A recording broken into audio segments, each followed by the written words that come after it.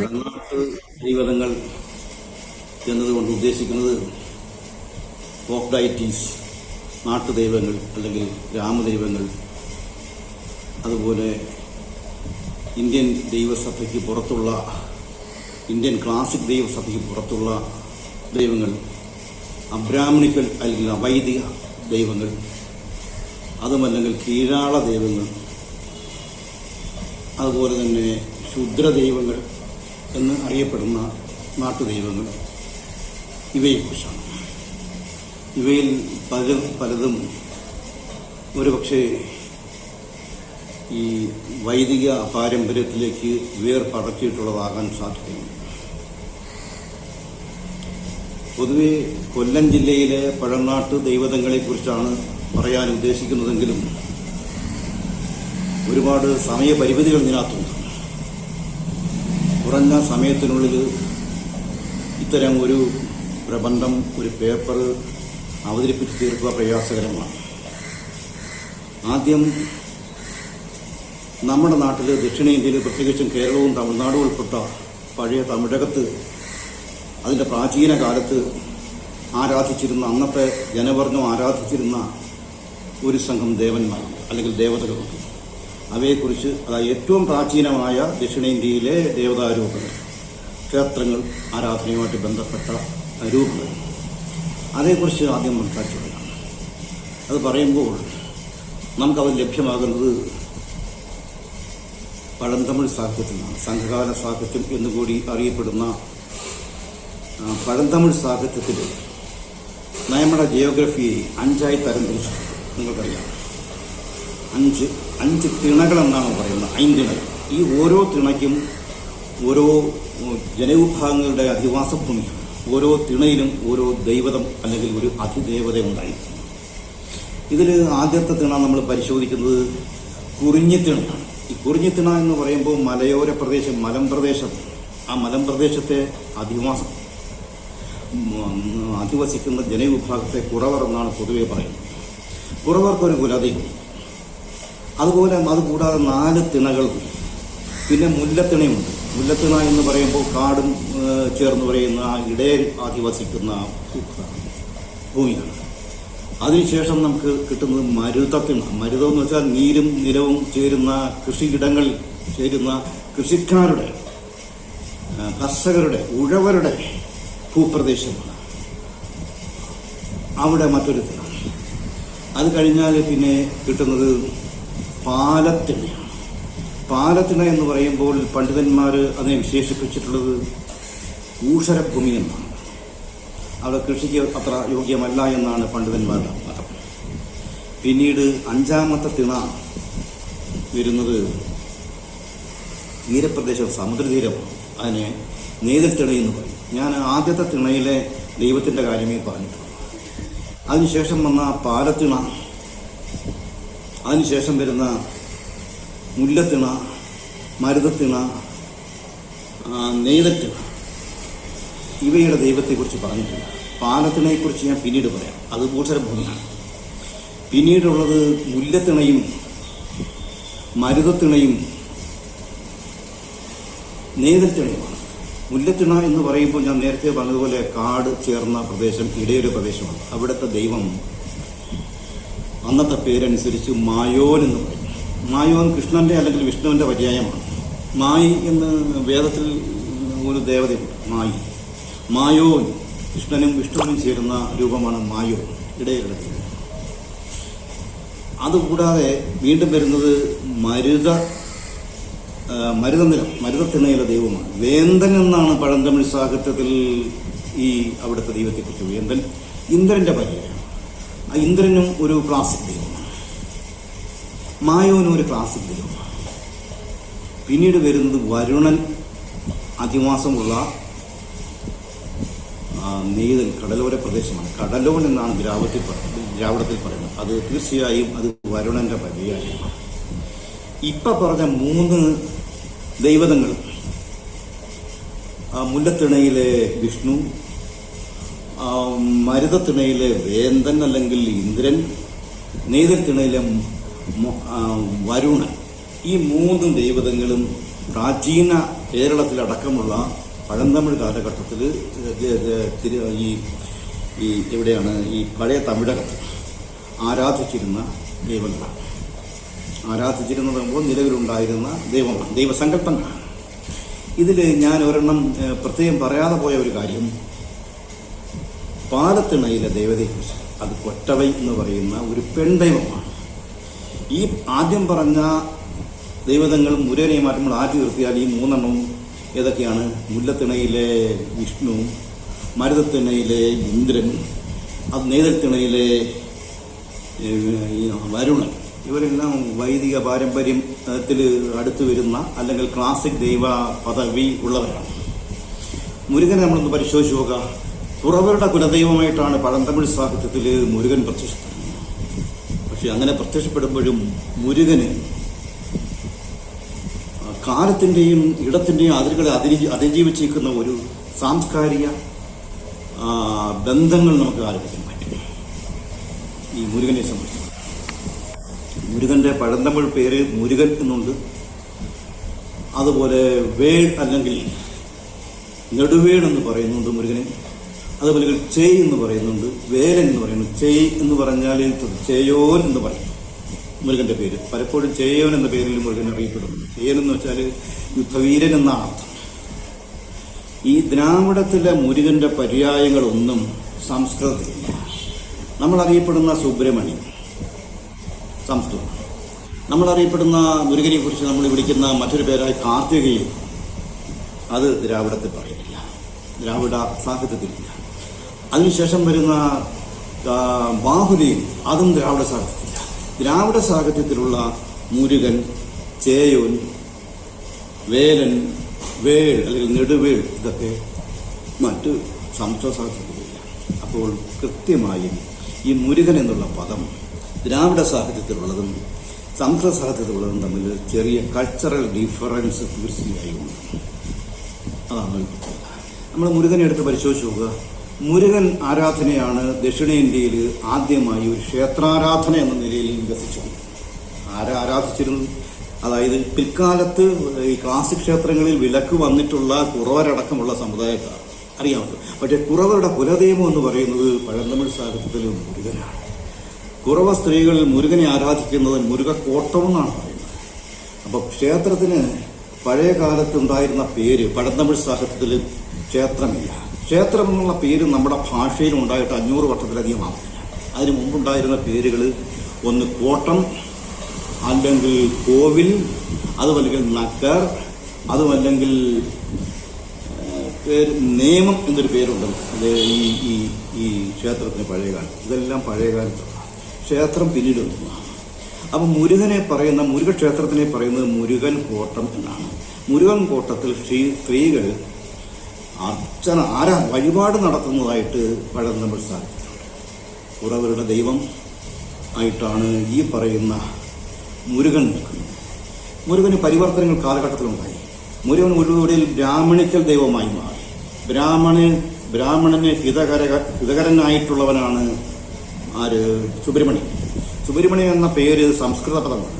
അതിൻ്റെ നിരുക്താർത്ഥം ഇങ്ങനെ തന്നെയാണ്, ബ്രാഹ്മണന് ഹിതകരനായിട്ടുള്ളത്. കുറവന്റെ കുലദൈവമായ മുരുകൻ പിൽക്കാല പരിണാമങ്ങളിലൂടെ ബ്രാഹ്മണന് ഹിതകരനായി മാറി എന്നാണ് എൻ്റെ അർത്ഥം.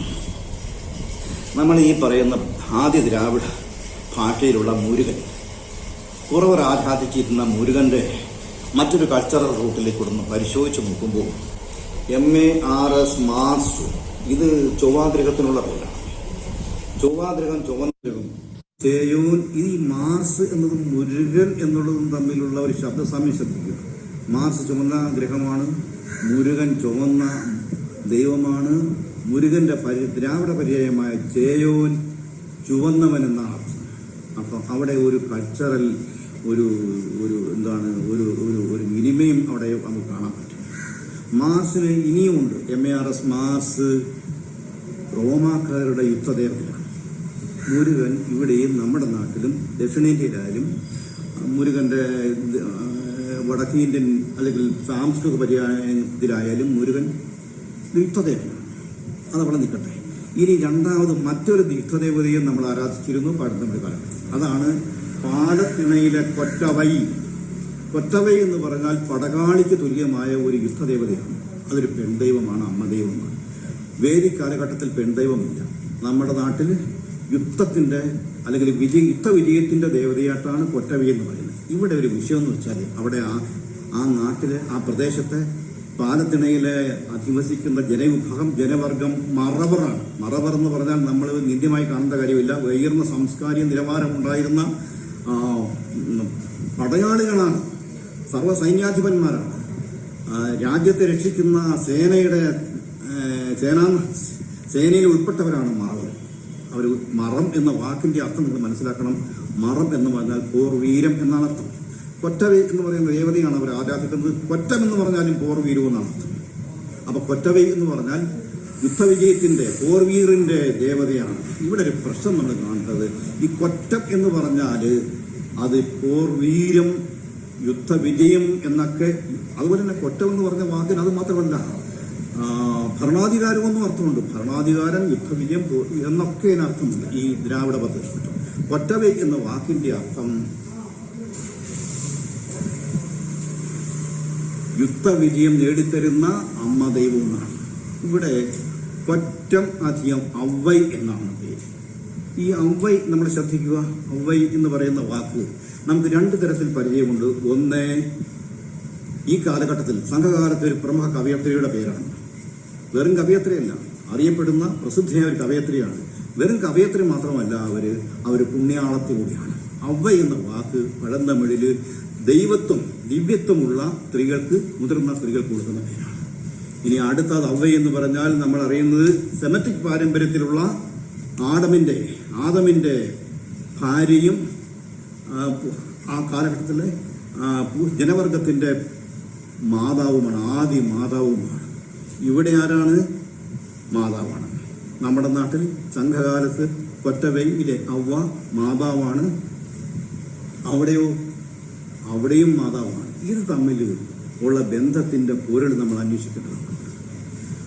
വളരെ രസകരമായ ഒരു കാര്യമാണ്. കൊറ്റവൈ എന്ന് പറഞ്ഞാൽ കൊറ്റം തരുന്ന, വിജയം തരുന്ന മാതാവ്. അവിടെയോ ആദി സംസ്കാരത്തിൽ വരുന്ന, നമ്മുടെ നാട്ടിൽ അതിനുശേഷം സംഘകാലത്തിന് ശേഷം ഔവൈ എന്ന പദം മറ്റു പലയിടത്തും വരുന്നുണ്ട്. വയനാട്ടിലെ ആദിവാസിപ്പാട്ടിൽ ഔവൈ വരുന്നുണ്ട്. അതുപോലെ തന്നെ പാലക്കാട്ട് കണ്ണിയാർ കളി എന്ന് പറയുന്ന ഒരു കളിയുണ്ട്. കണ്ണിയാർ കളി പാട്ടിൽ ഔവൈ വരുന്നുണ്ട്. ആ കണ്ണിയാർ കളി പാട്ടിലെ ഔവൈ ചേർത്തുള്ള രണ്ട് വരി ഞാൻ പറയും. മൂലമ്പോൽ മൂലമ്പോൽ മൂലമ്പോൽ അവ്വേ, മൂലമ്പോൽ മൂലമ്പോൽ മൂലമ്പോൽ അവ്വേ എന്നൊരു വരികളുണ്ട്. അതിന്റെ രണ്ടാമത്തെ വരി കിടക്കുന്നത് മൂലക്കിഴങ്ങിന് മൂന്നല്ലോ വള്ളി, മൂന്നായ വള്ളിക്ക് മൂലമൊന്നല്ലോ, മൂലമ്പോൽ മൂലമ്പോൽ മൂലമ്പോൽ അവ്വേ, മൂലക്കിഴങ്ങിന് മൂന്നല്ലോ വള്ളി. ഇവിടെ അവ്വ എന്ന് പറഞ്ഞാൽ ദേവതയാണ്, അമ്മയാണ്. ഈ സംസ്കാരം നമ്മുടെ നാട്ടിലും സെമറ്റിക് സംസ്കാരത്തിലും ഒരുപോലെ കിടക്കുന്നു. അപ്പം കൊറ്റവൈ എന്ന് പറയുന്ന ആദിദ്രാവിഡത്തിന്റെ ഈ പറയുന്ന പടകാളിക്ക് അതിന്റെ പൊരുള് കൊണ്ട്, പേരുകൊണ്ടും സെമറ്റിക് കൾച്ചറുമായിട്ട് എങ്ങനെ ബന്ധം വന്നു എന്നുള്ളത് അന്വേഷിക്കുന്നു. അപ്പം ഈ പറയുന്ന പഴനാട്ട് ദൈവങ്ങൾക്കെല്ലാം കാലത്തിന്റെയും ഇടത്തിന്റെയും അതിരുകൾക്കപ്പുറമായിട്ട് ചില ബന്ധങ്ങൾ ഉണ്ട് എന്നതാണ്. ഇനി നമുക്ക് വരേണ്ടത് ഈ സംഘകാലത്ത് തന്നെ മറ്റൊരു ദൈവതമായ വാലിയോൻ എന്ന് പറയുന്ന ഒരു നാട്ടുദൈവമുണ്ട്. വാലിയോൻ എന്ന് പറയുന്ന കൃഷിയുടെ അതിദേവതയാണ്. തിണയിലില്ല. ഈ പറയുന്ന 5 തിണകളുടെ പുറത്താണ് ഈ വാലിയോന്റെ സ്ഥാനം. അങ്ങനെയുള്ള ദൈവമുണ്ട്. നമ്മളിപ്പം വിഷ്ണുവിനെ പറ്റി പറഞ്ഞു. വിഷ്ണുവിനെ എൻ്റെ ദൈവം എന്ന് വെച്ചാൽ മുല്ലത്തിണയിലുള്ള ഇടയരുടേതാണ്. എന്നാൽ ശിവൻ ആരാധിക്കുന്നുണ്ട് സംഘകാലത്ത്. ശിവനെ പല പേരുകളിൽ ആരാധിക്കുന്നുണ്ട് സംഘകാലത്ത്. പക്ഷേ ശിവൻ ഒരു തിണയുടെ ആത്മനല്ല. ആ തിണകൾക്കെല്ലാം പുറത്തുള്ള പൊതുവായ ദൈവതമാണ് ശിവൻ സംഘകാലത്ത്. അതുപോലെ ഒരു ദൈവമാണ് വാലിയോൻ എന്ന് പറയുന്നത്. ഈ വാലിയോൻ എന്ന് പറഞ്ഞാൽ കൃഷിക്കാരുടെ ദൈവമാണ്. കലപ്പ ഏന്തീവൻ എന്നാണ് അതിനർത്ഥം. വെളുത്ത ദൈവം എന്നും അർത്ഥമുണ്ട്. ഈ കൾച്ചർ എവിടെ കിട്ടുമെന്ന് ചോദിച്ചാൽ, നമ്മൾ ബൈബിളിലെ പഴയ നിയമത്തിൽ നോക്കുമ്പോൾ പലസ്തീനിലെ കനാന്യരുടെ, പഴയ പ്രാചീന കനാന്യരുടെ ദൈവത്തിന്റെ പേര് ബാൽദേവൻ എന്നാണ്.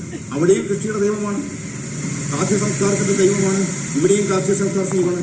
ഇത് നമ്മുടെ നാട്ടിൽ ഈ പറയുന്ന സംസ്കൃത സാഹിത്യത്തിൽ, സംസ്കൃത പാരമ്പര്യത്തിൽ, വൈദിക പാരമ്പര്യത്തിൽ വാലിയോനുണ്ടോ എന്നറിയത്തില്ല. വാലിയോനില്ല. പക്ഷേ ഇന്ത്യൻ സംസ്കാരത്തിൽ, ഇന്ത്യൻ ദൈവസഭയിൽ വാലിയോൻ എന്ന് പറയുന്ന ശ്രീകൃഷ്ണന്റെ സഹോദരനായ ബലരാമനാണ്. പക്ഷെ ഈ വാലിയോൻ എന്ന പേര് കൂടുതൽ ഇണങ്ങുന്നത്, കൾച്ചർ കൂടുതൽ ഇണങ്ങുന്നത് സെമറ്റിക് കൾച്ചറുമാണ്. അപ്പം 3 തരത്തിൽ നമ്മുടെ നാട്ടിലെ സംഘകാലത്ത് ആരാധിച്ചിരുന്ന കൃഷിയുടെ ദൈവമായ വാലിയോൻ വടക്കേ ഇന്ത്യയിൽ ബലരാമനായിട്ടും, വടക്കേ ഇന്ത്യ മാത്രം ഇന്ത്യൻ പാരമ്പര്യത്തിൽ ബലരാമനായിട്ടും, സെമറ്റിക് പാരമ്പര്യത്തിൽ അത് ബാൽദേവനായിട്ടും കിടക്കുന്നു. ഈ ദൈവത്തിന്റെ പേരിൽ, വാലിയോന്റെ പേരിൽ ഒരു ചെറിയ നാട്ടിടം കൊല്ലം ജില്ലയിലുണ്ട്. വെളുങ്ങല്ലൂർ പഞ്ചായത്തിൽ വാലിയോൻ കുന്ന് എന്ന് പറയുന്ന ഒരു പഞ്ചായത്ത് വാർഡിന്റെ പേരാണ്. വാലിയോന്റെ പേരിൽ വേറെ സ്ഥലനാമങ്ങളുണ്ടാവാം. ഇനി കൊല്ലം ജില്ലയിലും പരിസര പരിധികളുമായിട്ട് ആരാധിച്ചു വന്ന മറ്റു ചില പഴനാട്ടു ദൈവങ്ങളെ കൂടി പരിചയപ്പെടാം. ചെറിയ കൂടി അതിന് പ്രധാനപ്പെട്ടത് മാടൻ എന്ന ദൈവമാണ്. നമ്മുടെ നാട്ടിൽ കൊല്ലം ജില്ലയിൽ പ്രത്യേകിച്ചും വ്യാപകമായി ആരാധിച്ചു വന്ന ഒരു പഴനാട്ടു ദൈവതമാണ് മാടൻ. കൊല്ലം ജില്ലയിൽ മാത്രമല്ല, തിരുവനന്തപുരം, കന്യാകുമാരി, തിരുനെൽവേലി ജില്ലകളിലൊക്കെ മാടൻ ഉണ്ടായിരുന്നു. വടക്കും പത്തനംതിട്ട ജില്ലയിലൊക്കെ മാടൻ ഉണ്ടായിരുന്നു. ആ മാടന്റെ ആരാധനാ സ്വഭാവം കാലക്രമേണ മാറി അത് ഒരു പഴനാട്ടു ദൈവതത്തിൽ നിന്ന് ഒരു ക്ലാസിക് ദൈവ പദവിയിലേക്ക് മാറുന്നു. മാടൻ ഒരു നീച ദൈവമായിട്ടാണ് നേരത്തെ ഗണിച്ചിരുന്നത്.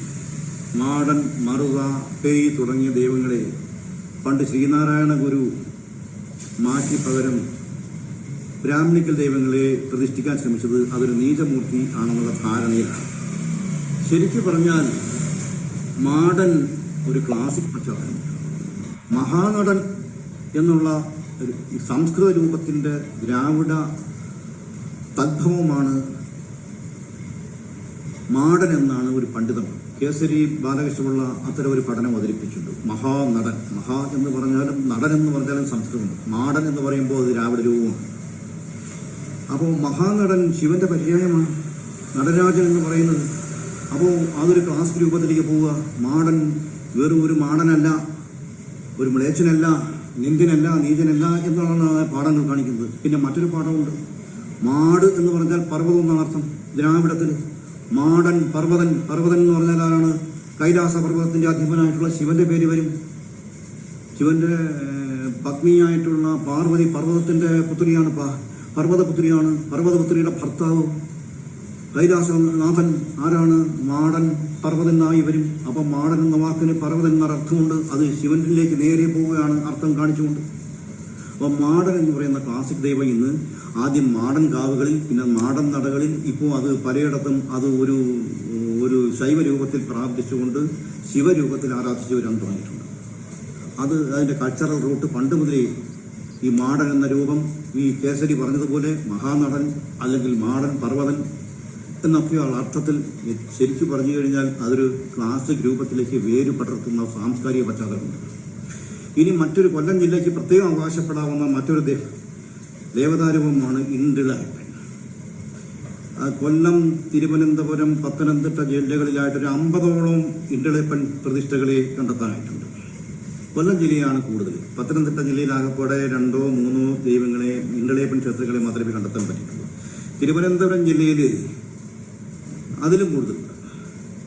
തിരുവനന്തപുരം ജില്ലയിൽ ഒരു 10ഓളം ഇണ്ടിളയപ്പൻ പ്രതിഷ്ഠകളുണ്ടെന്നാണ് മനസ്സിലാക്കാൻ പറ്റുന്നത്. ബാക്കി പറയുന്ന മുഴുവൻ ഇണ്ടിളയപ്പൻ പ്രതിഷ്ഠകളും 10-35 ഇണ്ടിളയപ്പൻ പ്രതിഷ്ഠകൾ കൊല്ലം ജില്ലയിലാണ്. എന്താണ് ഇണ്ടിളയപ്പൻ? ഇണ്ടിളയപ്പനെ പറ്റി പണ്ഡിതമതം ഇളംകുളം കുഞ്ഞപ്പിള്ള സാർ, വളരെ പ്രസിദ്ധനായ കേരള ചരിത്രത്തിലെ ആധികാരിക ശബ്ദമായ ഇളംകുളം കുഞ്ഞപ്പിള്ള സാർ ഇണ്ടിളയപ്പനെ പറ്റി പറയുന്നത് അതൊരു ജൈന ബുദ്ധ പാരമ്പര്യത്തിൽ വരുന്ന ദൈവതമാണെന്നാണ്. എന്നാൽ കെ ശിവശങ്കരൻ നായർ എന്ന് പറയുന്ന പ്രമുഖനായ വേണാടിന്റെ ചരിത്രകാരൻ കെ ശിവശങ്കരൻ നായർ സാർ പറയുന്നത് പണ്ട് ആയിരാജാക്കന്മാർ, സംഘകാലത്തെ ആയിരാജാക്കന്മാരുടെ ശാഖ വെളിയത്ത് ഉണ്ടായിരുന്ന സമയത്ത് വെളിയത്തുണ്ടായിരുന്ന രാജാക്കന്മാരുടെ കുലദൈവമാണ്, അല്ലെങ്കിൽ കുലദൈവമായിരുന്നു ഇണ്ടിളയപ്പൻ എന്നാണ്. അപ്പം രാജാക്കന്മാരുടെ കുലദൈവമായ ഇണ്ടിളയപ്പൻ, ബുദ്ധ പാരമ്പര്യത്തിൽ വരുന്ന ഇണ്ടിളയപ്പൻ. പക്ഷേ ഈ ഇണ്ടിളയപ്പൻ നമുക്കറിയാം, ഇണ്ടിളയപ്പനെ പറ്റി കിട്ടുന്ന ആധികാരിക രേഖയുണ്ട് വെളുന്നല്ലൂർ. നമ്മൾ നേരത്തെ വെളുന്നല്ലൂരിനെ പറ്റി, വാലിയോനെ പറ്റി പറഞ്ഞു. വെളുന്നല്ലൂർ റെക്കോർഡ്സ് എന്ന് പറയുന്ന 850 ചെമ്പ് പട്ടയങ്ങൾ ആർക്കൈവ്സിലുണ്ട്. അതിൽ ട്രാവൻകൂർ ആർക്കിയോളജിക്കൽ സീരീസ് അത് പ്രസിദ്ധീകരിച്ചിട്ടുണ്ട്. അതിൽ ഇണ്ടിളയപ്പന്റെ പേര് എൺതലയപ്പൻ ആണ്. എണ്ടലയപ്പൻ. അത് എണ്ടലയപ്പൻ പിരിച്ചു പറയുമ്പോൾ എൺ അധികം തല അധികം അപ്പൻ, എണ്ടലയപ്പൻ, 8 തലയുള്ള ദേവദാസങ്ങൾ. അതാരാണ്? അഷ്ടമൂർത്തി, ശിവന് ചേരുന്ന പേരാണ്. അപ്പോൾ അതും ശൈവമാണെന്ന് മനസ്സിലാക്കണം. ഏതാണ്? ഈ ശിവനും ശൈവമാണ്. അല്ല, ശിവനല്ല, ശിവരൂപമാണ്. അത് ശൈവരൂപമാണ്. ഏതാ? ഇണ്ടിളയപ്പൻ ഒരു ശൈവ മൂർത്തിയാണ് എന്ന് കാണാൻ പറ്റും. ഇനി നമ്മുടെ മുമ്പിലുള്ള മറ്റു ചെറുനാട്ടു ദൈവങ്ങൾ എന്ന് പറയുമ്പോൾ, പഴനാട്ടു ദൈവതങ്ങൾ എന്ന് പറയുമ്പോൾ പ്രധാനമായും പറയേണ്ടത് ആയിരവല്ലി. ഈ ആയിരവല്ലി എന്ന് പറഞ്ഞാൽ ആയിരവല്ലി കാവുണ്ട്, ആയിരവല്ലി പാറയുണ്ട്. ആയിരവല്ലിയെ സംബന്ധിച്ചിടത്തോളം ആയിരവല്ലി ഏറ്റവും കൂടുതൽ കാണുന്ന മലമ്പ്രദേശത്താണ്. കൊല്ലം ജില്ലയിലെ മലയോര പ്രദേശം, തിരുവനന്തപുരം ജില്ലയുടെ മലയോര പ്രദേശത്ത്. ഇത് കാണികൾ എന്ന് പറയുന്ന, അല്ലെങ്കിൽ കാണിക്കാർ എന്ന് പറയുന്ന ആദിവാസി വിഭാഗത്തിന്റെ കുലദൈവമാണ്. അത് നമ്മുടെ ഇടനാടുകളുണ്ട്, തീരപ്രദേശത്തുണ്ട്. ഇതെങ്ങനെ ഇടനാടുകളിൽ വരുന്നു? ആദിവാസികൾ തീരെയില്ലാത്ത തീരപ്രദേശത്ത്, ഉദാഹരണത്തിന് പരവൂര്, മറ്റൊരു തീരപ്രദേശത്തോടടുത്ത് നിൽക്കുന്ന പവിത്രേശ്വരം ഭാഗത്ത് ആയിരവല്ലിയുമുണ്ട്. ഇനി ഒരു പ്രത്യേകത എന്താണെന്ന് വെച്ചാൽ, ഈ ആദിവാസികളെ സംബന്ധിച്ച്, അവരുടെ സംസ്കാരത്തെ സംബന്ധിച്ച് നമ്മൾ കുറച്ച് കാണാൻ പാടില്ല. കാരണം പണ്ട് കാലത്ത് ഇവിടെ യവനന്മാർ അടക്കമുള്ളവർ കുരുമുളക് തേടി കേരളത്തിന്റെ തീരത്ത് വന്നപ്പോൾ, ഉദാഹരണത്തിന് നമുക്ക് കൊല്ലം പോർട്ടിനെ എടുക്കാം. കൊല്ലത്തെ പോർട്ടിനെ സംബന്ധിക്കുന്ന ആദ്യത്തെ രേഖ വരുന്നത് 9-ാം നൂറ്റാണ്ടിലാണ്. അതിനു മുമ്പേ ആ പോർട്ടുണ്ട്. അവിടെ വളരെ ലോകത്തിലെ ഏറ്റവും മികച്ച, ഏഷ്യയിലെ തന്നെ ഏറ്റവും മികച്ച ഒരു പോർട്ട് സിറ്റി ആയിരുന്നു കൊല്ലം 9-ാം നൂറ്റാണ്ടിൽ. ഈ പോർട്ട് സിറ്റിയിലേക്ക് വനപ്രദേശത്ത് നിന്ന്, മലയോര പ്രദേശത്ത് നിന്ന് കുരുമുളക് അടക്കമുള്ള സുഗന്ധദ്രവ്യങ്ങൾ ആദ്യം തലച്ചുകൂടായും മറ്റും, അതല്ലെങ്കിൽ പിന്നീട് 6 വഴി ഇവിടെ തീരപ്രദേശത്ത് എത്തിച്ചിരുന്നത് ആദിവാസി വിഭാഗമാണ്. അവർ ഉയർന്ന സാംസ്കാരിക നിലവാരമുള്ള ഒരു ജനവർഗം അന്നായിരുന്നു എന്നുള്ളതിന് തെളിവുകൾ വരെയുണ്ട്. അതൊന്നും ഇവിടെ ചർച്ച ചെയ്യാൻ സമയമില്ല. അപ്പോൾ അതുകൊണ്ട് തന്നെയാണ് തീരപ്രദേശത്ത് ഈ പറയുന്ന അവരുടെ കുലദൈവമായ ആയിരവല്ലിയുടെ പ്രതിഷ്ഠകൾ കാണുന്നത്. ഇനി ഈ കൊല്ലം ജില്ലയിൽ പ്രത്യേകിച്ച് കാണുന്ന വേറെ ചില ചെറു ദൈവങ്ങളുടെ പേരിൽ ഒന്ന് ഉടയോൻ എന്ന് പറയുന്നത്. ഈ ഉടയോൻ എന്ന് പറയുന്ന ദൈവം, ഉടയോൻ കാവ്, അത് പലയിടത്തും ശിവനായിട്ട് മാറുന്നുണ്ട്. പുനിക്കല്ലൂരുണ്ട്, കൊല്ലം ജില്ലയിലെ പുനിക്കല്ലൂരുണ്ട്, കൊട്ടാരക്കര പള്ളിക്കലുണ്ട്, അതുപോലെ വെളിയത്ത് ചെപ്ര ഭാഗത്ത് ഒരെണ്ണമുണ്ട്. അപ്പോൾ ഇവിടെയെല്ലാം വരുന്ന ഈ പറയുന്ന ഉടയോൻ കാവുകളും ഒരു പ്രാദേശിക ദൈവതമാണ്. അതിന്റെ കൾച്ചറിലേക്ക് കൂടെ വന്നു. അത് വെറും കുറച്ചുകൂടി പ്രാദേശികമായ രൂപത്തിലുള്ള. പിന്നെ കീഴാണ ദൈവങ്ങളായിട്ട് അറിയപ്പെടുന്ന പേയ്, ചാവരുകൾ, ഇതൊക്കെ കീഴാടരുടെ ദൈവങ്ങളാണ്. അത് ബ്രാഹ്മണിക്ക കൺസെപ്റ്റിൽ വരുമ്പോൾ പ്രതിദൈവങ്ങളുമാണ്. ചാത്തൻ കാവുകൾ നിങ്ങൾ മനസ്സിലാക്കണം, അത് വളരെ വ്യാപകമായിട്ടുണ്ട്. കേരളത്തിൽ അങ്ങോളം ഇങ്ങോളം ചാത്തൻ കാവുകളുണ്ട്. ഈ ചാത്തൻ എന്ന് പറയുന്നത് ശാസ്താവിന്റെ മറ്റൊരു രൂപമാണ്. ചാത്തൻ അതിൽ നിന്ന് ശാസ്താവിലേക്കും അതിൽ നിന്ന് ബുദ്ധനിലേക്കുള്ള പലതരത്തിലുള്ള വികാസമുണ്ട്. ഒരു ബുദ്ധമത പാരമ്പര്യത്തിന്റെ ഏറ്റവും പ്രോട്ടോ രൂപമായിട്ട് ചാത്തനെ കാണാം. ചാത്തനെ കുറിച്ച് തന്നെ പറയാൻ വേണമെങ്കിൽ ഒരു വളരെ വലിയൊരു പുസ്തകം എഴുതാനുള്ള വിഷയമാണ് ചാത്തൻ. ചാത്തൻ എന്ന് പറയുന്ന ഒരു പഴനാട്ട് ദൈവം നമ്മുടെ നാട്ടിൽ ആരാധിക്കുന്നു. ഇത് പലയിടത്തും നമ്മൾ ചാത്തൻ വരുന്ന സർവനാമങ്ങൾ പരിശോധിച്ച് നോക്കുമ്പോൾ അവിടെയെല്ലാം ഒരു ദളിത് സാന്നിധ്യം കാണാൻ പറ്റും. ചാത്തനുമായിട്ട് ബന്ധം. ചാത്തൻ എന്നുള്ള പേര് പോലും ദളിത് കൾച്ചറിൽ അവർ സാധാരണ സ്വീകരിച്ചിട്ടുള്ള ഒരു പേരാണ്. അപ്പം അതിൽ നിന്നാണ് വളർന്ന് ശാസ്താവിൽ വരുന്നത്. ചാത്തനിൽ നിന്ന് ശാസ്താവ് മുരുകന്റെ പര്യായമാണെന്ന് അമരകോശം അടക്കം, മൃഗന്റെ അല്ല, സോറി, ശാസ്താവ് ബുദ്ധന്റെ പര്യായമാണെന്ന് അമരകോശം അടക്കമുള്ള കൃതികൾ പറയുന്നുണ്ട്. അപ്പം ഇത്തരത്തിൽ നമ്മുടെ നാട്ടുദൈവങ്ങളിൽ പലതും അധികവും ഒരു തരത്തിൽ ക്ലാസിക് ദൈവങ്ങളുടെ പ്രാദേശിക രൂപങ്ങളായിട്ട് നിലനിൽക്കുന്നുണ്ട്. അങ്ങനെ നിലനിൽക്കുമ്പോൾ തന്നെ ചില ദൈവതങ്ങൾ, സംഘകാലത്ത് തന്നെ 2 ദൈവത്തിന്റെ പേര് ഞാൻ പറഞ്ഞു. പഴന്തമിഴ് കാലഘട്ടത്തിലെ പ്രാചീന ദൈവങ്ങളിൽ ഒരു മുരുകനും കൊറ്റവയും, ഇവരുടെ റൂട്ടുകൾ, സാംസ്കാരിക വഴികൾ പോകുന്നത് സെമറ്റിക് കൾച്ചറിലേക്കും മറ്റ് റോമൻ കൾച്ചറിലേക്കുമാണ്. അപ്പോൾ ഇത്തരം ദൈവതങ്ങൾ നമ്മൾ നാട്ടിൽ ആരാധിക്കുന്ന നാട്ടുദൈവങ്ങൾക്കൊക്കെ അവർ കാത്തു സൂക്ഷിക്കുന്ന കൾച്ചറൽ സാംസ്കാരിക വഴികൾ എന്താ കാണിക്കുന്നത്? ഈ ജനസമൂഹത്തിനൊക്കെ പണ്ട് പ്രാചീന സംസ്കാരങ്ങളുമായി വിനിമയമുണ്ടായിരുന്നു, ബന്ധമുണ്ടായിരുന്നു എന്നതാണ്. കൂടുതലൊന്നും ഇതേക്കുറിച്ച് സംസാരിക്കാനില്ല. ഈ പ്രബന്ധം ഞാനിവിടെ അവസാനിപ്പിക്കുകയാണ്. നമസ്കാരം. Sandhya, you can take over. നന്ദി ഹരി സാർ. കൊല്ലത്തിന്റെ പ്രാദേശിക ചരിത്രത്തെക്കുറിച്ചും വാണിജ്യ ബന്ധങ്ങളെക്കുറിച്ചും പഴയകാല ചരിത്രത്തെക്കുറിച്ചും എല്ലാം നമുക്ക് ബോധ്യപ്പെടുത്തി തന്നതിന് നമ്മൾ നമ്മുടെ രണ്ടാമത്തെ സെഷനിലേക്ക് കടക്കുകയാണ്. അതിന്റെ ആങ്കറിങ്ങിനായി നന്ദനെ സ്നേഹത്തോടെ ക്ഷണിച്ചുകൊള്ളുന്നു. ഇന്നത്തെ വെബിനാറിന്റെ രണ്ടാമത്തെ സെഷനിലേക്കാണ് നമ്മൾ കടക്കുന്നത്. ഈ സെഷനിൽ പ്രധാനമായും കൊല്ലം ചരിത്രത്തിന്റെ നാൾവഴികൾ എന്ന വിഷയത്തിൽ പാളയം യൂണിവേഴ്സിറ്റി കോളേജിലെ ചരിത്ര വിഭാഗം മേധാവി ഡോക്ടർ സുരാജ് സാറാണ് പ്രബന്ധം അവതരിപ്പിക്കുന്നത്. തുടർന്ന് 2 പ്രബന്ധങ്ങൾ അവതരിപ്പിക്കുന്നതിനായി 2 ഗവേഷക വിദ്യാർത്ഥികൾക്കും അവസരം നൽകുന്നതാണ്. ഈ സെഷന്റെ മോഡറേറ്ററായി നേതൃത്വം വഹിക്കുന്നത് മലയാള വിഭാഗം അധ്യാപകനായ ശ്രീ മനോജ്. ഇന്ന് പ്രബന്ധം അവതരിപ്പിക്കുന്ന ഡോക്ടർ സുരാജ് സാറിനും മോഡറേറ്ററായ മനോജ് കുമാർ സാറിനെയും സസ്നേഹം സ്വാഗതം ചെയ്യുന്നു. ഈ സെഷന് നേതൃത്വം നൽകുന്നതിനായി ശ്രീ മനോജ് കുമാർ സാറിനെ ക്ഷണിച്ചുകൊള്ളുന്നു. എല്ലാവർക്കും നമസ്കാരം. നിങ്ങൾക്ക് എല്ലാവർക്കും എൻ്റെ ശബ്ദം കേൾക്കാൻ കഴിയുന്നു എന്ന വിശ്വാസത്തിൽ ഞാൻ തുടരുകയാണ്. നമ്മുടെ വെബിനാറിന്റെ അവസാന ഘട്ടത്തിൽ എത്തി നിൽക്കുകയാണ് നമ്മൾ ഇന്ന് ചില സാങ്കേതിക തകരാറ് മൂലം ഏതാണ്ട് അരമണിക്കൂറോളം വൈകിയാണ് വെബിനാർ ആരംഭിക്കാൻ സാധിച്ചത്.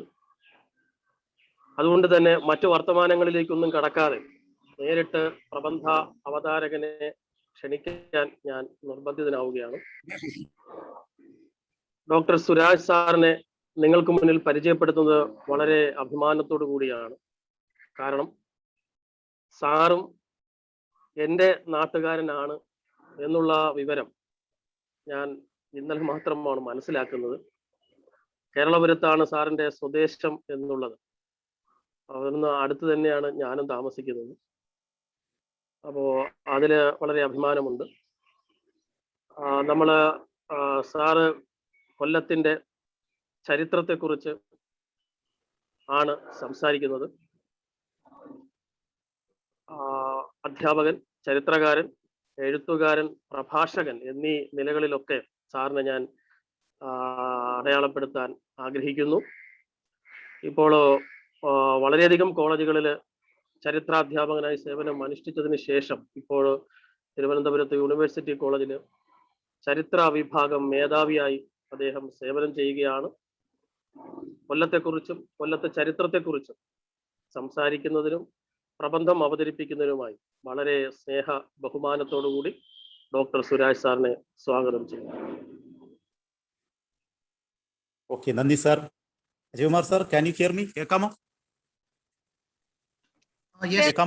കേൾക്കാം സാർ. ഓക്കെ.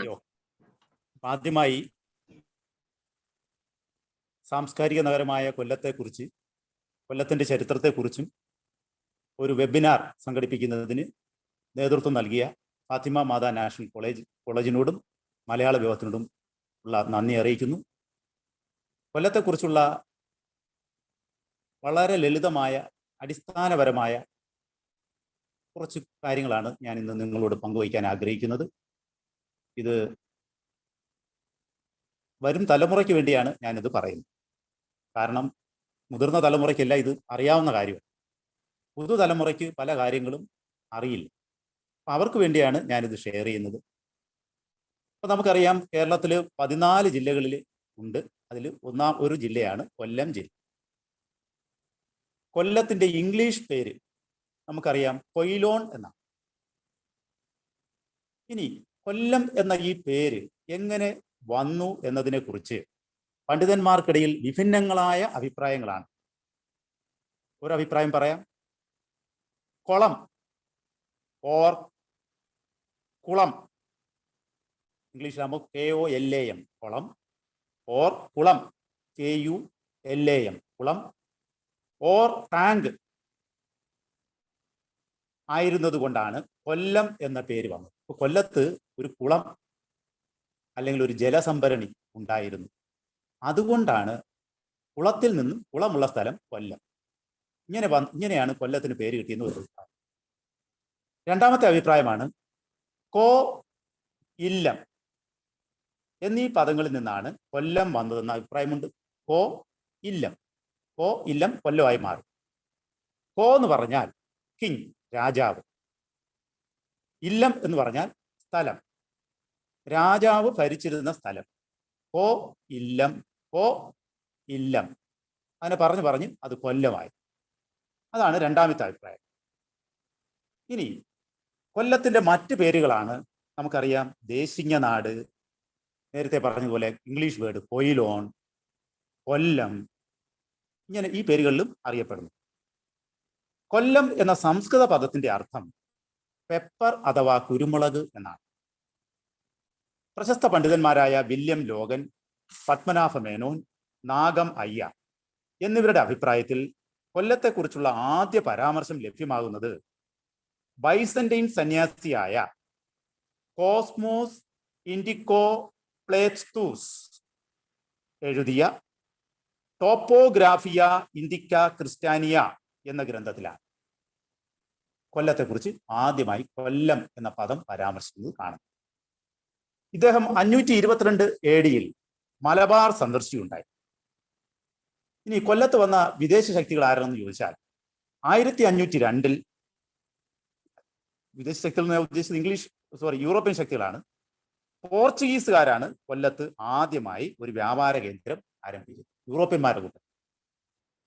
പിന്നീട് ഡച്ചുകാരും ബ്രിട്ടീഷുകാരും കൊല്ലത്തെത്തി വ്യാപാര കേന്ദ്രങ്ങൾ സ്ഥാപിക്കുകയുണ്ടായി.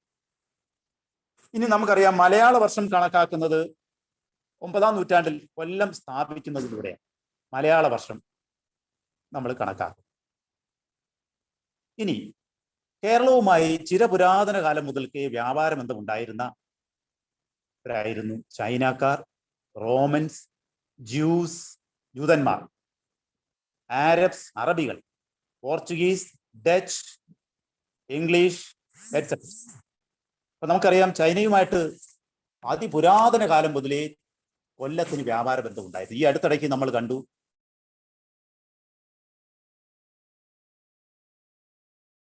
കപ്പൽ അടുക്കുന്നതിന് വേണ്ടി ഡ്രഡ്ജിങ്, കരയോട് അടുത്ത് മണ്ണ് മാറ്റുന്നതിനിടയിൽ നിരവധി ചൈനീസ് കോയിനുകളും ചൈനീസ് പാത്രങ്ങളുടെ അവശിഷ്ടങ്ങളും നിരവധി കണ്ടെടുക്കുകയും ഇവയെല്ലാം തന്നെ ആർക്കിയോളജി ഡിപ്പാർട്ട്മെന്റ് വന്ന് കളക്ട് ചെയ്ത് ആർക്കിയോളജി ഡിപ്പാർട്ട്മെന്റിൽ ശേഖരിക്കുകയും ചെയ്യും. ഈ അടുത്ത് നടന്ന സംഭവമാണ്. നമുക്ക് തന്നെ അറിയാം, ചൈനയുമായിട്ട് വ്യാപാരം. ഇത് മാത്രമല്ല തെളിവ്. നമുക്ക് കൊല്ലത്ത് ചിന്നക്കട എന്ന പേര് വന്നത് ചൈനക്കാർ ഇവിടെ വന്ന് വ്യാപാരം നടത്തി അവർ നിരവധി കടകൾ സ്ഥാപിച്ചു. ചീനക്കട എന്നാണ് അതിനെ അറിയപ്പെട്ടത്. ചൈനക്കാരുടെ കട ചീനക്കട പറഞ്ഞു വന്നാണ് ചിന്നക്കടയായത്. ഇനി ചാമക്കട നമുക്ക് ചാമക്കടയ്ക്കും ചൈനയുമായിട്ട് ബന്ധമുണ്ട്. അല്ലെങ്കിൽ യാമത്ത് അല്ലെങ്കിൽ വൈകുന്നേരം മാത്രം തുറക്കുന്ന കട ചൈനക്കാരുടേതാണ്. അത് ലോപിച്ചാണ് ഇന്ന് നമ്മൾ പറയുന്ന ചാമക്കട എന്ന പേരുണ്ടായത്. ഇനി നോക്കൂ, കടപ്പാക്കട, കടൽപ്പായ്ക്കടയാണ്. കടൽപ്പായ് നമുക്ക് അവിടെ നിന്ന് കിട്ടുമായിരുന്നു, കപ്പലൊക്കെ ഓടിക്കുന്നതിനും മറ്റും. കടൽപ്പായ് വിൽക്കുന്ന കടയാണ് പിന്നീട് കടപ്പാക്കടയായി. ഇനി ദേവർപള്ളി. കൊല്ലത്തിന് എന്താണ്, ഈ ബുദ്ധമതവുമായിട്ടും അഭേദ്യമായ ബന്ധമുണ്ട്. പള്ളി, ദേവർ പള്ളി. ദേവർ എന്ന് പറഞ്ഞാൽ ഇവിടെ ബുദ്ധനെയാണ്, ബുദ്ധന്റെ പള്ളി. ദേവർ എന്ന് പറഞ്ഞാൽ ബുദ്ധൻ എന്നാണ് അറിയപ്പെടുന്നത്. പള്ളി എന്ന് പറഞ്ഞാൽ പള്ളി വെച്ചുള്ള പദങ്ങളെല്ലാം തന്നെ, അല്ലെ സ്ഥലപ്പേരുകളെല്ലാം തന്നെ എന്താണ്, ബുദ്ധമതവുമായി ബന്ധമുള്ളത്. ഉദാഹരണത്തിന് നമുക്കറിയാം, പാരിപ്പള്ളി കൊല്ലത്തെ സ്ഥലമാണ്. കരുനാഗപ്പള്ളി, മൈനാഗപ്പള്ളി, കാർത്തികപ്പള്ളി തുടങ്ങിയ സ്ഥലങ്ങളിൽ നിന്നെല്ലാം തന്നെ, പള്ളി വരുന്ന സ്ഥലങ്ങളെല്ലാം തന്നെ ബുദ്ധമതവുമായി ബന്ധം. ബുദ്ധ മൊണാസ്ട്രികളെ, ബുദ്ധ സന്യാസി മഠങ്ങളെയാണ് പള്ളി എന്ന് വിശേഷിപ്പിച്ചത്. അപ്പൊ ഈ സ്ഥലങ്ങളിൽ നിന്നെല്ലാം നമുക്ക് നിരവധി ബുദ്ധ അവശിഷ്ടങ്ങൾ കിട്ടിയിട്ടുണ്ട്. കരുമാടിക്കുട്ടം ഉൾപ്പെടെ നിരവധി ബുദ്ധന്റെ അവശിഷ്ടങ്ങൾ കിട്ടിയിട്ടുണ്ട്, അല്ലെ ബുദ്ധന്റെ പ്രതിമകൾ കിട്ടിയിട്ടുണ്ട്. ഇനി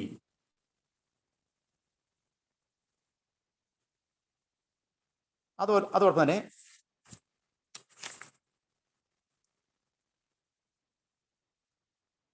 അപ്പൊ ഈ വ്യാപാര ബന്ധം ചൈനയും റോമനും ജ്യൂസ് ആരബ്സ് പോർച്ചുഗീസ് ഡച്ച് ഇംഗ്ലീഷ് തുടങ്ങിയ രാജ്യങ്ങളുമായുള്ള വ്യാപാര ബന്ധം നിയന്ത്രിച്ചിരുന്നത് 2 മർച്ചന്റ് ഗിൽഡ്സ് ആയിരുന്നു. മർച്ചന്റ് ഗിൽഡ്സ് എന്ന് പറഞ്ഞാൽ വ്യാപാരികളുടെ സംഘടന. അതിന്റെ പേരാണ് ഒന്ന് 5 വണ്ണം, രണ്ടാമത്തെ പേരാണ് മണിഗ്രാം. ഇവയായിരുന്നു കൊല്ലത്തിന്റെ വ്യാപാരം ഓർഗനൈസ് ചെയ്തത്. ഇനി കൊല്ലത്തെ പ്രധാന ചരിത്ര സ്മാരകങ്ങളാണ് നമുക്കറിയാം. തങ്കശ്ശേരി ലൈറ്റ് ഹൗസ് ഇപ്പോഴും നല്ല റെനോവേറ്റ് ചെയ്ത് നമ്മൾ ഉപയോഗിക്കുന്നുണ്ട്. Thangassery light house, Saint Thomas fort, Thevally palace, Punalur suspension bridge, Punalur തൂക്കുപാലം. ഈ അടുത്തിടയ്ക്കാണ് ആ പുനലൂർ തൂക്കുപാലം നമ്മൾ റെനോവേറ്റ് ചെയ്തത്. അപ്പൊ അതിനുപയോഗിക്കുന്ന തടി കമ്പകം എന്ന് പറഞ്ഞൊരു പ്രത്യേകതരം തടിയാണ്. അപ്പൊ എന്തിനാണ് അന്ന് ഈ തൂക്കുപാലം നിർമ്മിച്ചതെന്ന് ചോദിച്ചാല്, കേരളത്തിൽ തന്നെ അല്ലെങ്കിൽ ഇന്ത്യയിൽ തന്നെ ആദ്യത്തെ തൂക്കുപാലമാണ്. അപ്പൊ അതിന്റെ ലക്ഷ്യം എന്ന് പറഞ്ഞാൽ അന്ന് കൊടും കാടായിരുന്നു.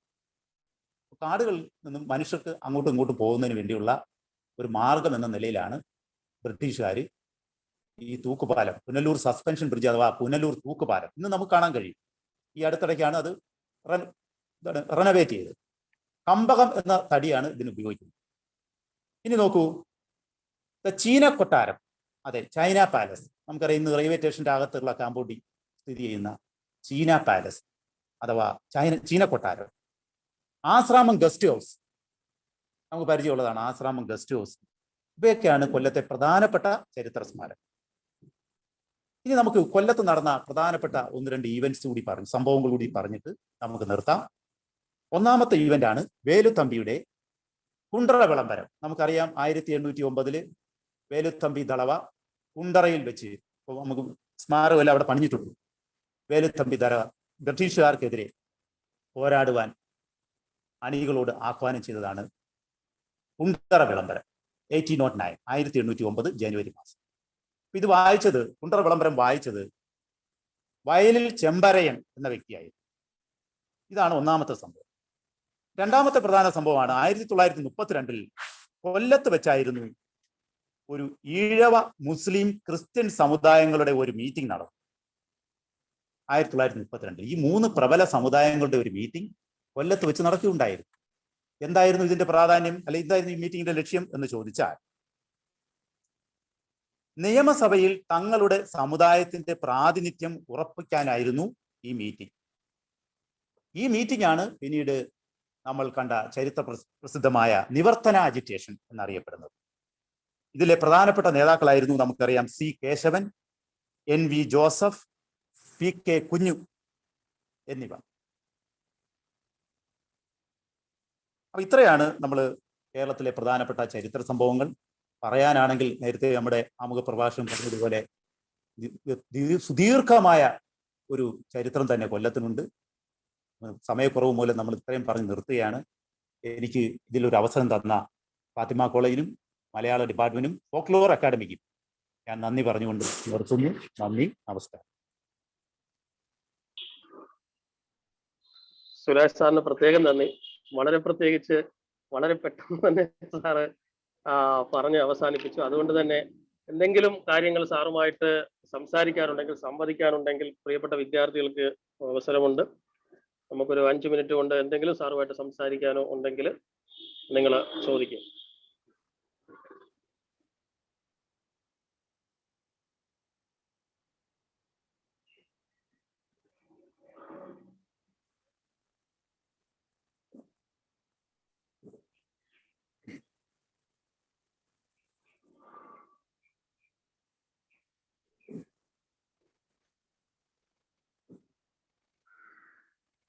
സാർ, ആർക്കും ഡൗട്ടില്ലെന്ന് തോന്നുന്നു.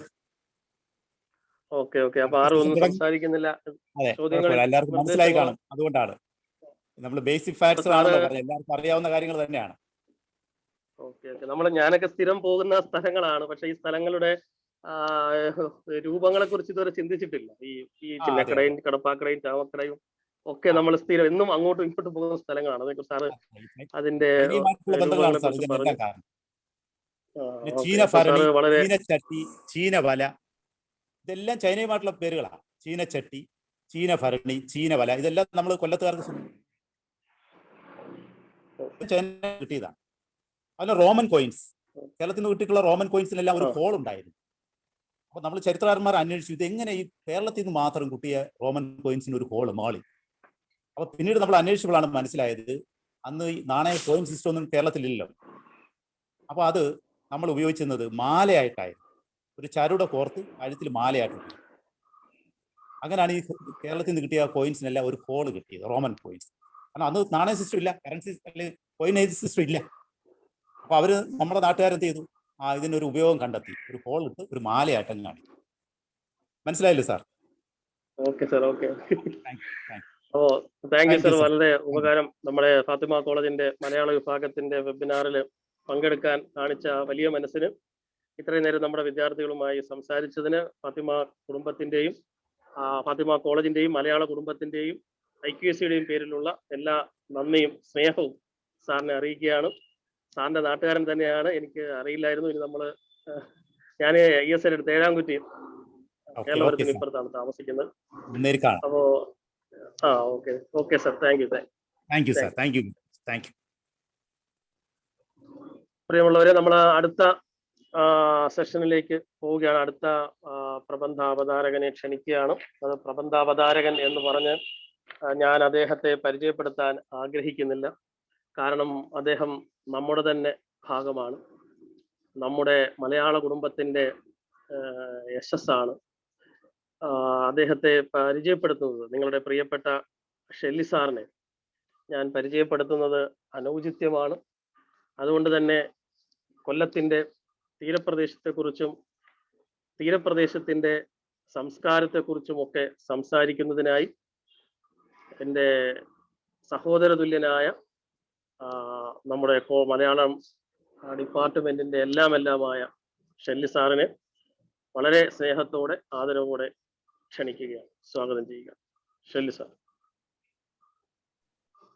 Sir, kindly unmute.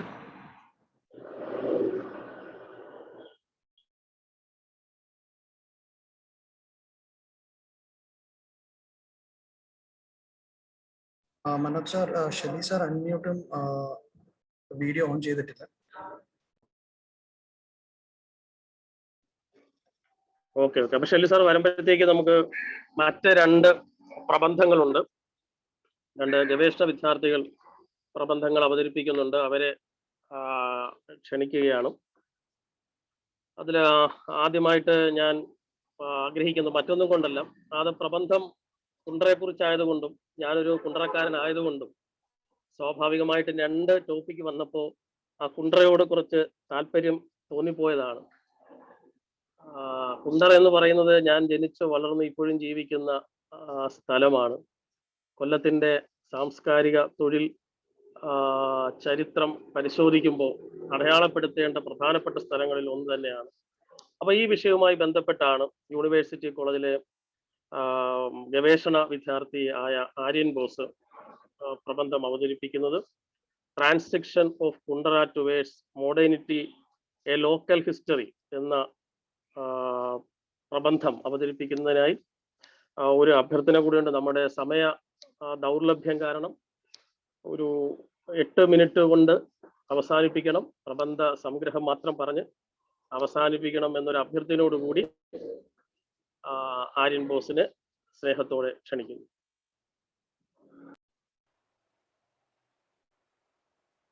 Hello. Yes, Hello. audio is clear. Am I audible? Yes, you are audible. Okay, thank you.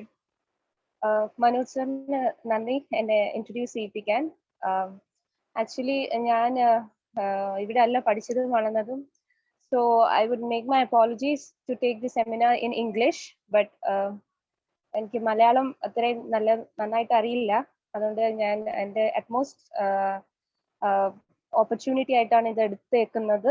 അതുകൊണ്ട് I'm gonna take this seminar in English. I hope everyone would like it. So shall I start with the seminar? Yes, you may go ahead. Thank you. Thank you, sir. So I'm going to take my seminar topic on my place, Kundara. My topic is Transition of Kundra Towards Modernity, a Local History. Now, Kerala, the verdict tip of the southern shores of Indian subcontinent, is a land of evergreen glory on the historical map of India. Kollam has a rich socio-cultural history from ancient times. Kollam has been a part of royal administration during 9th and 12th century when it was the capital of Venad.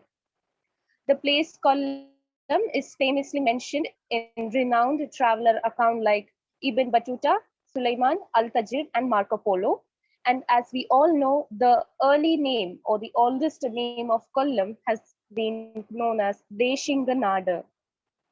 Now I would go to the etymological meaning of Kollam.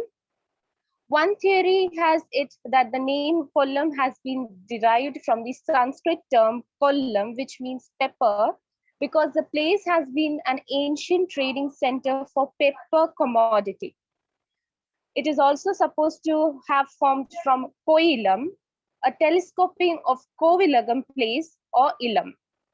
Some believe that Kollam comes from a theory proposed from Kolasam, means in a big market. Since we know that Kollam was a very important port city and it turned to be a port market, that's the term it has been derived from the Kolasam. Now we know Kollam, I have introduced the Kollam. Now we come to the part of a taluk under the Kollam known as Kundara. Now being from Kundra, it is my utmost opportunity to showcase its historical background before you all. Now Kundra is a part of Kollam Taluk and its geography stretches from 11.107 square kilometer.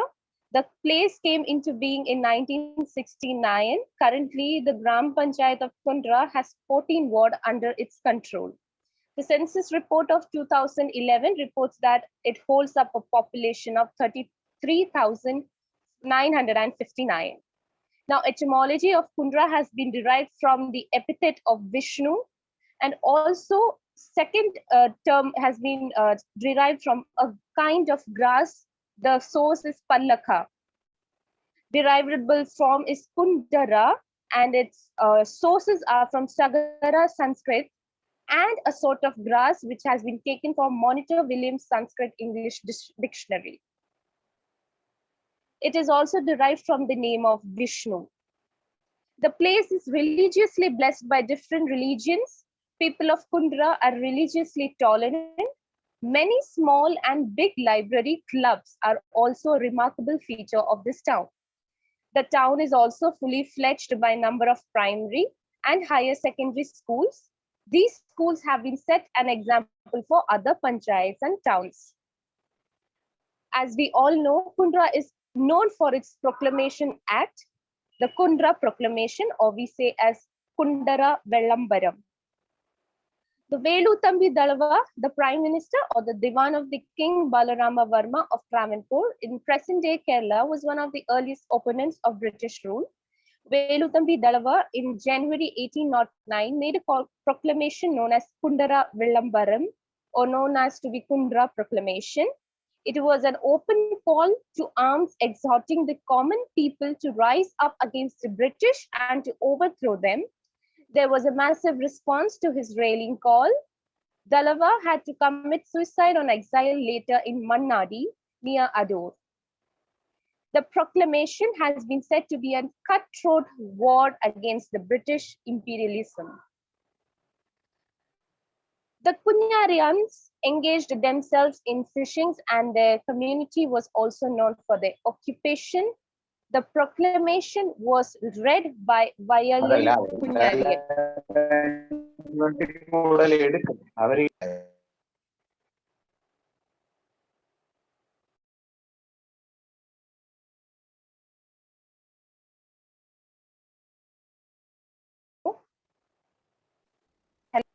Hello, sir.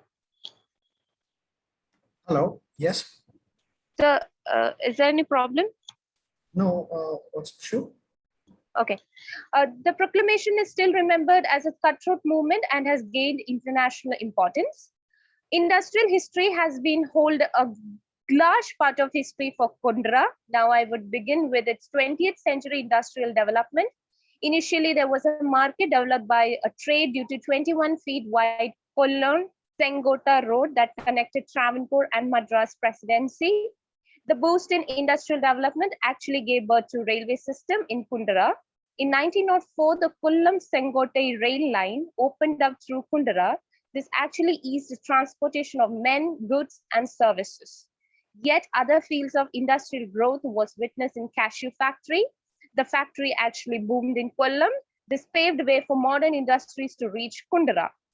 It was during 1930s, Natarajan, who was an industrialist hailing from Virudanagar, started a factory for producing Costa soda and bleaching powder and named it as Vellaman Alkalis Limited. The company was supported by German technician. Later, it changed to Lakshmi Starch Limited, and it hence converted itself to be Asia's largest starch factory of all time. Kundra is gifted by reserves of China clay, the key raw material for ceramics and porcelain. It was during the reign of Chitra Tirunal Balarama Varma. In 1937, a clay processing industry was started in Kundra. Later, it derived and developed into the Kerala Ceramics Limited. The most important developmental industrialization of Kundra was setting up of 66 kilowatt electrical substation at Kundra on 3rd May 1940. The substation was later upgraded to 220 kilowatt capacity, and today it is vital in providing electricity to Kollam city and Kollam Trivandrum trunk line of Southern Railway. The development of substation led to the formation of an aluminium industry in Kundra. Seshai Brothers Groups of Madras inaugurated the famous Alind in Kundra. The company was inaugurated in the presence of the then Diwan of Travancore, C.P. Ramasamy Iyer, but by 1980s, the company collapsed due to high labor and management pressure. Now, Kundra towards modernity. Now, I have compared Kundra from ancient to now in this time, in modern time. Now, what all changes I have seen in Kundra is in the path of railway, in field of railway. Time has developed many things. One of the most remarkable development in Kundra is the socio-economic and political upliftment. Kundra and Kundra East are two railway stations in town, and it's quite rare that a single town holds two different stations. The railway touches Kollam Shengotai branch line. New routes like Guruvayur Express have been introduced for easing the pilgrim travel to Trichur for Guruvayurappan devotees. New projects and routes have been considered for future development projects. Market system has also been enlarged in Kundra. New markets and shopping malls have been emerged in Circle. Now people can avoid going to Kollam for shopping, thus making the place more colorful and attractive. People around Kundra now come here and purchase their needs. Now this is what I saw about my Kundra, and these are the changes towards the modernity, from ancient to modernity that I have witnessed. I hope my seminar was quite knowledgeable for everyone. That's all for my seminar. Thank you, Arun. Manoj sir. നന്ദി. വളരെ ചുരുങ്ങിയ സമയം കൊണ്ട് തന്നെ കുണ്ട്രയുടെ ഒരു സമഗ്ര ചരിത്രം Aryan boss അവതരിപ്പിച്ചു. ഇതുമായി ബന്ധപ്പെട്ട ആർക്കെങ്കിലും എന്തെങ്കിലും ചോദിക്കാനുണ്ടെങ്കിൽ ചോദിക്കാം. ഒരു 2 മിനിറ്റ് സമയം ചോദ്യത്തിന് വേണ്ടി തരാം. ആർക്കെങ്കിലും എന്തെങ്കിലും സംസാരിക്കാനുണ്ടെങ്കിൽ.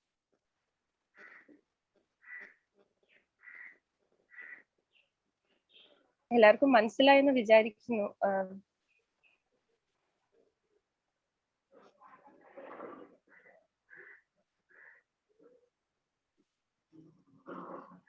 ആർക്കും തന്നെ ചോദ്യങ്ങളില്ല എന്ന് വിചാരിച്ചുകൊണ്ട് അടുത്ത പ്രബന്ധ അവതാരകനെ ക്ഷണിക്കുകയാണ്. നന്ദി Aryan boss. Thank you sir. Thank you. അടുത്തത് നമ്മുടെ ഗവേഷക വിദ്യാർത്ഥിയാണ് സരിത എസ്.എൽ. ഫോക്ലോറിൽ ഗവേഷണം നടത്തിക്കൊണ്ടിരിക്കുന്നു. നമ്മുടെ എസ്.എൻ. കോളേജിലെ പ്രിൻസിപ്പൽ സുനിൽ സാറാണ് ഗൈഡ്. സരിത ദളിത് കലകളുടെ വാമൊഴി പാരമ്പര്യം ഭാരതകളിയെ അടിസ്ഥാനമാക്കി എന്ന വിഷയത്തിലാണ് പ്രബന്ധം അവതരിപ്പിക്കുന്നത്. 10 മിനിറ്റ് കൊണ്ട് പ്രബന്ധ സംഗ്രഹം അവതരിപ്പിക്കണം എന്ന അഭ്യർത്ഥനയോടെ സരിതയെ സ്നേഹത്തോടെ ക്ഷണിക്കുന്നു.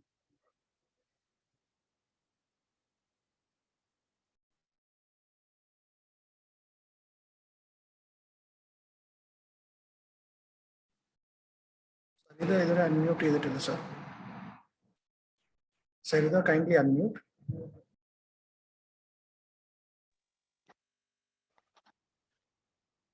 ഹലോ ഹലോ യെസ് സരിത, പറഞ്ഞോളൂ. Please start. Thank you. Hello sir. Saritha please start. Thank you. ഈ വെബിനാറിൽ പങ്കെടുത്തുകൊണ്ടിരിക്കുന്ന ബഹുമാനീയരായ അധ്യാപകരെ, പ്രിയപ്പെട്ട വിദ്യാർത്ഥികളെ, നിങ്ങൾക്ക് എൻ്റെ നമസ്കാരം. ഞാൻ സരിത, കേരള യൂണിവേഴ്സിറ്റിയിൽ മലയാളം ഗവേഷകയാണ്. ഇവിടെ അവതരിപ്പിക്കുന്ന പ്രബന്ധം ദളിത് കലകളുടെ വാമൊഴി വഴക്കം ഭാരതകലയെ അടിസ്ഥാനമാക്കി. കൊല്ലം ജില്ലയുടെ അടിസ്ഥാന അല്ലെങ്കിൽ അനുഷ്ഠാന കലയായ ഭാരതകലയെ കുറിച്ചാണ് അവതരിപ്പിക്കുന്നത്. കേരളത്തിലെ പ്രാകൃത ജനവിഭാഗമായ കുറവരുടെ തനതനുഷ്ഠാന കലയാണ് ഭാരതകളി. ഇതിനെ കാക്കളിയെന്നും കുറവരുകളിയെന്നും അറിയപ്പെടും. ഭാരതകളി എന്ന് പേര് വരാൻ കാരണം മഹാഭാരതം കഥ ചൊല്ലിയാടുന്നത് കൊണ്ടാണ്. എന്നാൽ ഇന്ന് അതിന്റെ പ്രാചീനമായ തനിമ പൂർണ്ണമായും നഷ്ടപ്പെട്ട സ്ഥിതിയാണ്. എങ്കിലും ഒരു ആചാരം എന്ന നിലയിൽ ക്ഷേത്രങ്ങളിൽ ഉത്സവത്തിനോടനുബന്ധിച്ച് കുറവർ കളി അരങ്ങേറി വരുന്നുണ്ട്. കൊല്ലം, പത്തനംതിട്ട ജില്ലകളിലെ ചില മലനടകളിൽ ഇപ്പോഴും കുറവർ കളി ഒരു അനുഷ്ഠാനം എന്ന നിലയിൽ നടത്തപ്പെടുന്നു. കൊല്ലം ജില്ലയിലെ ഭാരതകളി നടത്തുന്ന പ്രധാന ക്ഷേത്രങ്ങളാണ് പുത്തൂർ പവിത്രേശ്വരം മായൻകോട്ട് മലനട, കുന്നത്തൂർ കല്ലുമൻ മലനട, മലങ്കാവ്, അന്തമൻ വലിയ മാടത്തിൽക്കാവ്, കുടവട്ടൂർ ശ്രീ ശിവശാസ്താ ക്ഷേത്രം, ആയിരവല്ലി ശ്രീ വനദുർഗാദേവി ക്ഷേത്രം, കുടവട്ടൂർ ചെറുകരക്കോണം ശ്രീ പരബ്രഹ്മ ക്ഷേത്രം തുടങ്ങിയ ആരാധനാലയങ്ങളിൽ ഇപ്പോഴും കുറവറുകളി നടത്തി വരുന്നുണ്ട്. തദ്ദേശീയ ജനങ്ങളുടെ പൂർവികരെയും അതുപോലെ പ്രകൃതിയും ഉണർത്തി ദേശത്തിനും ദേശക്കാർക്കും നന്മയും സൗഖ്യവും ലഭിക്കുന്നതിലേക്ക് കുറവകുലം നടത്തി വന്നിരുന്ന ഒരു അനുഷ്ഠാനമാണ് കാകളി അഥവാ കുറവറുകളി എന്ന കലാരൂപം. ഈ കല ഇന്ന് തനത് സ്വഭാവം കൈവെടിഞ്ഞ് ഇതിഹാസങ്ങളുടെ സ്വാധീനവും പ്രചാരവും കൊണ്ട് നാടോടി വഴക്കത്തിലൂടെ വായ്മൊഴിയായി അവതരിപ്പിക്കപ്പെടുകയാണ്. കുറവർ കളിയുടെ തനത് സംസ്കാരത്തിൽ നിന്നും വിട്ടുമാറി ആര്യസൃഷ്ടമായ കഥകളെ സ്വീകരിച്ചിരിക്കുന്നതും കാണാം. പ്രധാനമായും മലനടകളിലും ഭദ്രകാളി ക്ഷേത്രങ്ങളിലുമാണ് ഭാരതകളി അനുഷ്ഠാനമായി നടത്തി വരുന്നത്. ഇതുകൂടാതെ കാവുകളിലും കളരികളിലും നേർച്ചയായി ചില വീടുകളിലും നടത്താറുണ്ട്. ദേവനെ 1000 കാല് കാണിച്ച് ആരാധിക്കുക എന്ന വിശ്വാസത്തിലാണ് ഭാരതകളി നടത്താറുള്ളത്. എല്ലാ കൊല്ലവർഷവും തുലാമാസം അവസാനം മുതൽ മേടം 10-ാം തീയതി വരെയാണ് ഈ കളി നടത്തപ്പെടുന്നത്. ക്ഷേത്രങ്ങളിൽ അനുഷ്ഠാനം എന്ന നിലയിലും ബാധ ഉപദ്രവങ്ങളുടെ ഉച്ചാടനം എന്ന നിലയിലും ഇത് നടത്തും. രാത്രി 10 മണി മുതൽ ഉദയം വരെയാണ് സാധാരണ ഭാരതകളി നടത്താറുള്ളത്. ക്ഷേത്രത്തിന് സമീപമുള്ള തുറസായ സ്ഥലമാണ് ഇതിന്റെ തട്ടകം. ദേവന്റെയോ ദേവിയുടെയോ സന്നിധിയിൽ വിളക്ക് വെച്ച് മുറുക്കാൻ അല്ലെങ്കിൽ അടുക്ക് നിവേദിച്ച് കളി ആരംഭിക്കുന്നു. ഉച്ചാടന കർമ്മത്തിനോടനുബന്ധിച്ചുള്ള കളിയാണെങ്കിൽ അവൽ, മലർ, പഴം, കള്ള്, അടുക്ക് എന്നിവ നിവേദിക്കും. ചുറ്റിലും വാഴപ്പണ്ടി വെച്ച് മരോട്ടിയിൽ ദീപം തെളിയിക്കും. തറയ്ക്കു ചുറ്റിലും പന്തം നാട്ടിയും കുരുത്തോല ഞാത്തിയും അലങ്കരിക്കും. 16 മുതൽ 56 വരെ ആളുകൾ ഈ കളിയിൽ പങ്കാളികളാകാറുണ്ട്. പ്രധാനപ്പെട്ട ആചാര്യൻ പാട്ടുപാടി കൊടുക്കുകയും മറ്റുള്ളവർ അത് ഏറ്റുചൊല്ലി ചുവടുവെക്കുകയും ചെയ്യുന്നതാണ്. കുഴിത്താളം, മദ്ദളം, കുറ്റി എന്നിവയാണ് പ്രധാന വാദ്യോപകരണങ്ങൾ. രണ്ടു വശവും തോലിട്ട വലുപ്പമില്ലാത്ത ചെണ്ട പോലെ തോന്നിക്കുന്ന വാദ്യോപകരണമാണ് കുറ്റി. മറ്റ് അലങ്കാരങ്ങളൊന്നും സ്വീകരിക്കാത്ത കളിക്കാർക്ക് മുണ്ടും തോർത്തുമാണ് വേഷം. ഭാരതക്കളിക്ക് 3 തരം ചുവടുകളാണുള്ളത്: പതിവ് ചുവട്, ഇടച്ചുവട്, ഓട്ടച്ചുവട് എന്നിവ. പതിവ് ചുവട് വിളംബകാലത്തുള്ള ചുവടുകളാണ്. ഇടച്ചുവട് മധ്യകാലത്തുള്ള താളക്രമത്തോടു കൂടിയ ചുവടുകളാണ്. ഓട്ടച്ചുവട് പേര് പോലെ തന്നെ ഓടിക്കൊണ്ട് ചുവട് വെക്കുന്ന രീതിയാണ്. ദ്രുതകാലത്തിലുള്ള കാലങ്ങൾക്കനുസരിച്ചുള്ള ചുവടുകളുമുണ്ട്. നമ്മുടെ അനുഷ്ഠാനങ്ങൾക്കും ആചാരങ്ങൾക്കും കാലികമായ ഒട്ടേറെ മാറ്റങ്ങൾ സംഭവിച്ചിട്ടുണ്ട്. പ്രത്യേകിച്ച് പ്രാചീന തനത് കലാരൂപങ്ങളിൽ അത്തരം മാറ്റം കുറവർ കളിക്കും ഉണ്ടായിരിക്കുന്നതായി കാണാം. ദ്രാവിഡീയ തിണസങ്കല്പത്തിന്റെ പൊരുൾ അനുസരിച്ച് രൂപപ്പെടുത്തുകയും ചിട്ടവെക്കുകയും ചെയ്ത കുറവറുകളി പിൽക്കാലത്ത് ഇതിഹാസ സ്വാധീനത്തിന് വലയിൽപ്പെട്ടതാകാം ഭാരതക്കളിയുടെ പരിണാമമെങ്കിലും നാടോടി വഴക്കങ്ങളുടെ തനത് സൗന്ദര്യവും വാമൊഴിയുടെ ചൂടും ചൂരും ഈ കലയിൽ നമുക്ക് കാണാം. Sir. Thank you. Hello, Manoj sir. Yes, sir. പറഞ്ഞു. 5 മിനിറ്റിനുള്ളിൽ തീർക്കണമെന്ന് ടീച്ചർ പ്രത്യേകം പറഞ്ഞിരുന്നു. അതുകൊണ്ട് ആ ഒരു ഇതില്. Okay, thank U. വളരെ സന്തോഷം. പെട്ടെന്ന് തന്നെ സരിത തന്റെ പ്രബന്ധം സംഗ്രഹം അവതരിപ്പിച്ചു. ഫാത്തിമ കലാലയത്തിന്റെ ഫാത്തിമ കോളേജിന്റെ പേരിലുള്ള നന്ദി അറിയിക്കുന്നു. അടുത്ത പ്രബന്ധം അവതരിപ്പിക്കുന്നത് നമ്മുടെ പ്രിയപ്പെട്ട ബഹുമാന്യനായ ഷെല്ലി സാറാണ്. സാറുണ്ടല്ലോ അല്ലേ? Yes sir. ഓക്കെ. അപ്പോ ഷെല്ലി സാറിനെ ഞാൻ നിങ്ങൾക്ക് പരിചയപ്പെടുത്തേണ്ട കാര്യമില്ലല്ലോ. നമ്മുടെ മലയാള വിഭാഗത്തിന്റെ യശസ്സാണ്. വിദ്യാർത്ഥികളുടെ പ്രിയപ്പെട്ട സാറിനെ ഞാൻ എന്ത് വിശേഷണങ്ങൾ ചേർത്താണ് പരിചയപ്പെടുത്തേണ്ടത്? അതുകൊണ്ട് ഞാൻ അത്തരം ഔപചാരികമായ ഒരു വിശേഷണങ്ങളിലേക്കും കടക്കുന്നില്ല. എൻ്റെ സഹോദര തുല്യൻ കൂടിയായ ഷെല്ലി സാറിന് കൊല്ലം തീരദേശത്തിന്റെ സാംസ്കാരിക സവിശേഷതകൾ എന്ന വിഷയത്തില് സംസാരിക്കുന്നതിന് വേണ്ടി നമ്മുടെ ഏറ്റവും അവസാനത്തെ സെഷനാണ്. നമ്മുടെ ഉത്സവം കഴിഞ്ഞ ഏറ്റവും അവസാന വെടിക്കെട്ട് എന്ന് പറയുന്നത് പോലെ ഈ സെമിനാറിന്റെ വെടിക്കെട്ടായി മാറാൻ, ഒരു അറിവിന്റെ വിസ്ഫോടനമായി മാറാൻ സാറിനെ ക്ഷണിച്ചുകൊണ്ട് സ്വാഗതം ചെയ്തുകൊണ്ട് നിർത്തുന്നു. ഷെല്ലി സാർ, സ്വാഗതം. പ്രിയപ്പെട്ടവരെ, മനോജ് സാറ് എനിക്കൊരു മുന്നറിയിപ്പ് തന്നിട്ടാണ് എന്നെ ഈ പ്രബന്ധാവതരണത്തിന് വിളിക്കുന്നത്. അതായത് തൊട്ടു മുമ്പ് അവതരിപ്പിച്ച ആളിനോട് 5 മിനിറ്റിനുള്ളിൽ അവതരിപ്പിച്ചത് എന്തുകൊണ്ട് നന്നായി എന്ന് പറഞ്ഞതുപോലെ, അപ്പൊ എനിക്കുള്ള ഒരു സൂചനയായിട്ടാണ് ഞാനത് കണക്കാക്കുന്നത്. ഞാൻ എന്തായാലും എത്രയും പെട്ടെന്ന് തന്നെ നിർത്തുന്നതായിരിക്കും. അപ്പൊ നമ്മുടെ ഈ നാഷണൽ വെബിനാർ കൊല്ലത്തിന്റെ തനത് സ്വത്വത്തെ അന്വേഷിച്ചുള്ള ഒരു യാത്രയാണ്. അപ്പൊ ഇതിന്റെ ഭാഗമായിട്ടാണ് ഇന്ന് കൊല്ലവും കുണ്ടറയും ഒക്കെ എങ്ങനെ നമ്മുടെ സാംസ്കാരിക ചരിത്രത്തിൽ അടയാളപ്പെടുത്തപ്പെടുന്നു എന്ന അന്വേഷണത്തിന്റെ ഭാഗമായി മികച്ച 4 പ്രബന്ധങ്ങൾ ഇപ്പോൾ പക്ഷേ സമയദൈർഘ്യത്തിന്റെ അഭാവം കൊണ്ട് വളരെ ചുരുങ്ങിപ്പോയി, എന്നാൽ ഗൗരവം ഒട്ടും ചോരാത്ത മനോഹരങ്ങളായ 4 പ്രബന്ധങ്ങൾ നമ്മൾ കേട്ട് കഴിഞ്ഞു. അപ്പൊ അതിൽ നിന്നാണ് നമ്മൾ മനസ്സിലാക്കുന്നത്, നമ്മൾ എന്നും കൊല്ലമെന്നും കുണ്ടറയെന്നും ഒക്കെ പറയുമ്പോഴും ഒരുപക്ഷെ നമ്മുടെ കേരളത്തിന്റെ സാംസ്കാരിക ചരിത്രത്തിൽ ഇത്രമാത്രം പ്രാധാന്യമുള്ള സ്ഥലങ്ങളാണ് കൊല്ലം, കുണ്ടറ എന്നിവ നമ്മൾ ഓർക്കാറില്ല. കുണ്ടറ എന്ന സ്ഥലനാമത്തിന്റെ നിഷ്പത്തിയെക്കുറിച്ച് തൊട്ട് മുൻപ് പ്രബന്ധം അവതരിപ്പിച്ച ആര്യൻ ബോസ് പറഞ്ഞുവെങ്കിലും ഈ അടുത്ത സമയത്ത് മലയാള മനോരമ ദിനപത്രത്തില് കുണ്ടറയുടെ ഉൽപ്പത്തിയെക്കുറിച്ച് ഗുണ്ട് അറ, അതായത് ബ്രിട്ടീഷുകാരുടെ ഗുണ്ടുകൾ, വെടിക്കോപ്പുകൾ സൂക്ഷിക്കാൻ ഉപയോഗിച്ചിരുന്ന സ്ഥലം ഗുണ്ടറയാണ്, പിന്നീട് കുണ്ടറയായി എന്ന് ചരിത്രം നമ്മളോട് പറയാതെ പറയുന്നുണ്ട്. ഒരർത്ഥത്തിൽ ഇത് വളരെ ശരിയായിരിക്കാം. കാരണം ഞാനടക്കമുള്ള പലരുടെയും സ്വഭാവങ്ങൾ ചില സമയത്ത് വെടിപൊട്ടിക്കുന്നത് പോലെയാണ് എന്ന് തോന്നുന്നത് കൊണ്ട് ശരിക്കും എൻ്റെ പ്രദേശവുമായിട്ട് തന്നെ കമ്പയർ ചെയ്ത് നോക്കുമ്പോൾ ഗുണ്ടറ തന്നെ ആവണം കുണ്ടറയായി മാറിയത്. എന്തായാലും ഞാന് ഗുണ്ടറയിൽ നിന്നും മാറിയിട്ട് കൊല്ലത്തിന്റെ തീരപ്രദേശത്തെ ചില തനത് കാഴ്ചകളിലേക്കാണ് നിങ്ങളെ കൂട്ടിക്കൊണ്ടുപോകുന്നത്. ഇന്ന് വളരെ ചുരുങ്ങിയ സമയം കൊണ്ട് അവസാനിപ്പിച്ചേക്കാം. അപ്പൊ ഒരുപക്ഷെ എനിക്ക് തോന്നുന്നു ഈ കേട്ടോണ്ടിരിക്കുന്നതിനകത്ത് തങ്കശ്ശേരി, ഇരവി, വാടി, പള്ളിത്തോട്ടം, മൂതാക്കര തുടങ്ങിയ തീരപ്രദേശങ്ങളിലെ കുട്ടികൾ ഉണ്ടായിരിക്കാം. പക്ഷെ ഞാൻ ഈ പറയാൻ പോകുന്ന സംഗതികൾ ഈ തീരപ്രദേശവുമായിട്ട് ബന്ധപ്പെട്ടതാണെങ്കിലും ഇത് എത്രത്തോളം പേർക്ക് പരിചയമുണ്ട് എന്ന കാര്യത്തിൽ എനിക്ക് സംശയമുണ്ട്. കാരണം ഒരു കാലഘട്ടത്തിൽ കേരളത്തിന്റെ എന്നല്ല കൊല്ലത്തിന്റെ സാംസ്കാരിക അന്തരീക്ഷത്തിൽ വലിയ സ്വാധീനത ചെലുത്തിയിരുന്ന 2 കലാരൂപങ്ങൾ, ഒന്ന് വെന്ത്രൂസ് അഥവാ ബൻറോസ്, പിന്നെ ചെഞ്ചോൻ. ഈ 2 ആഘോഷങ്ങൾ ഇന്ന് ഏതാണ്ട് ഇല്ലാതായി എന്ന് പറയും.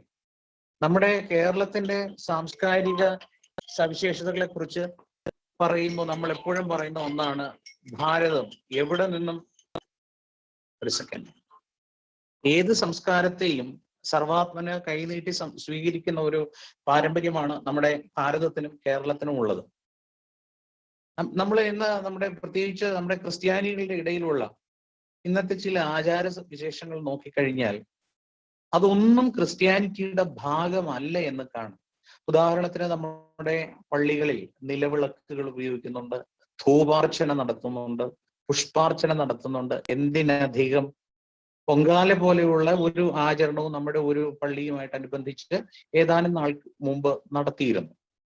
അതുപോലെ കുട്ടികളെ എഴുത്തിനിരുത്തിക്കുന്ന ചടങ്ങ്, യഥാർത്ഥത്തിൽ അതൊക്കെ ഭാരതീയ സംസ്കൃതിയുടെ ഭാഗമാണ്. പക്ഷെ ഇന്ന് ക്രിസ്ത്യാനിറ്റി ഇതിനെയൊക്കെ രണ്ട് കൈയും നീട്ടി സ്വീകരിച്ചിരിക്കുകയാണ്.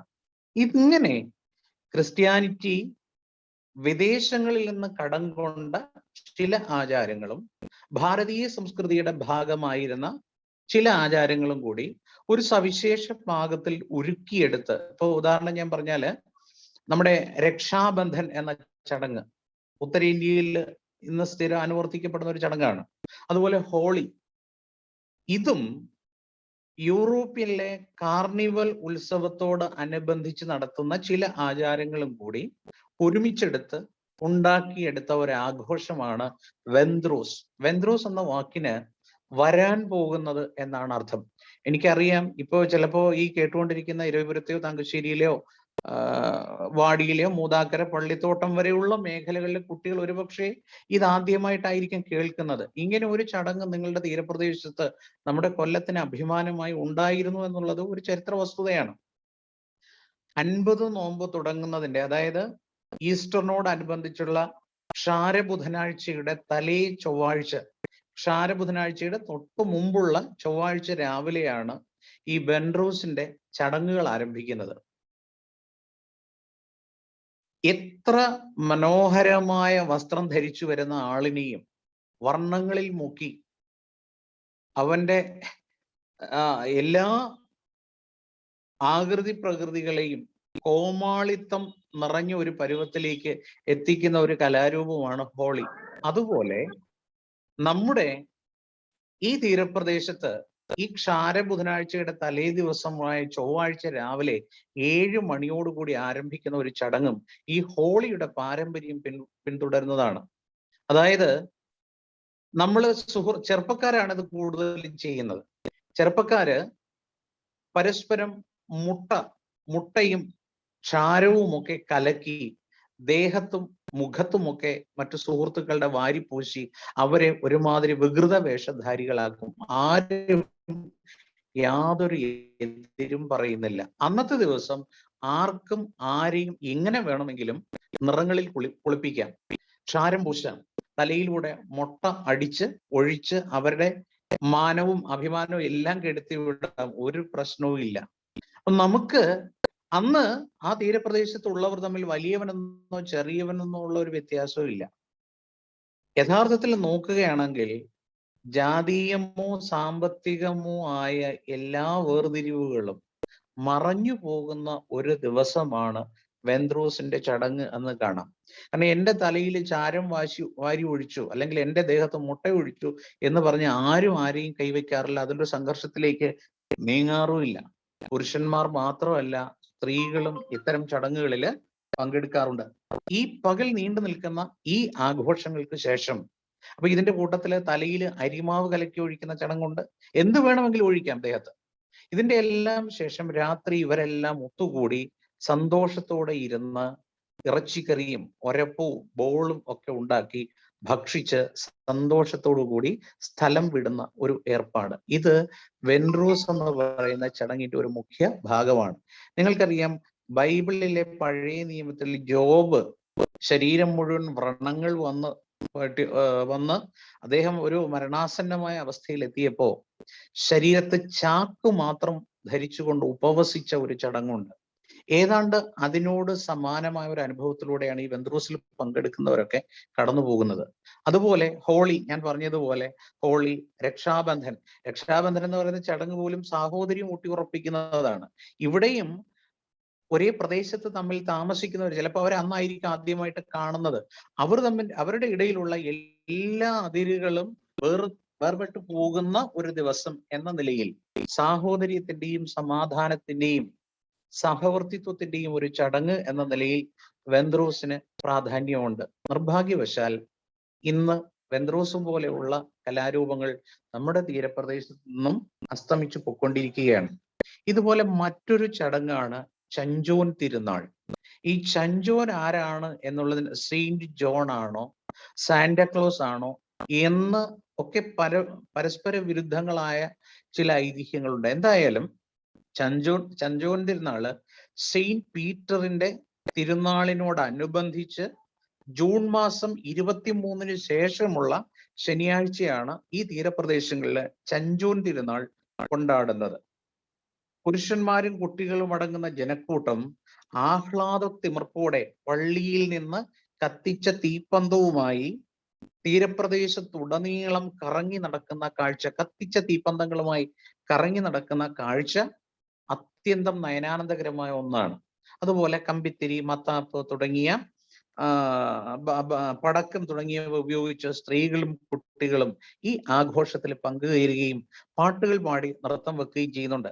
ഞാൻ നേരത്തെ പറഞ്ഞതുപോലെ ഹൈന്ദവ ക്ഷേത്രങ്ങളിലെ ഒരു ചടങ്ങ്, അതായത് നാരങ്ങാ വിളക്കെന്നോ മരോട്ടിക്ക മുറിച്ച് എണ്ണ ഒഴിച്ച് അതിൽ തിരിയിട്ട് കത്തിക്കുന്നത് പോലെ കടൽ തീരത്ത് കക്കയുടെ ഓട് നിരത്തി വെച്ച് അതിൽ എണ്ണ ഒഴിച്ച് തിരികൾ കൊളുത്തുന്ന ഒരു പതിവും ഇവിടെ ഉണ്ടായിരുന്നു.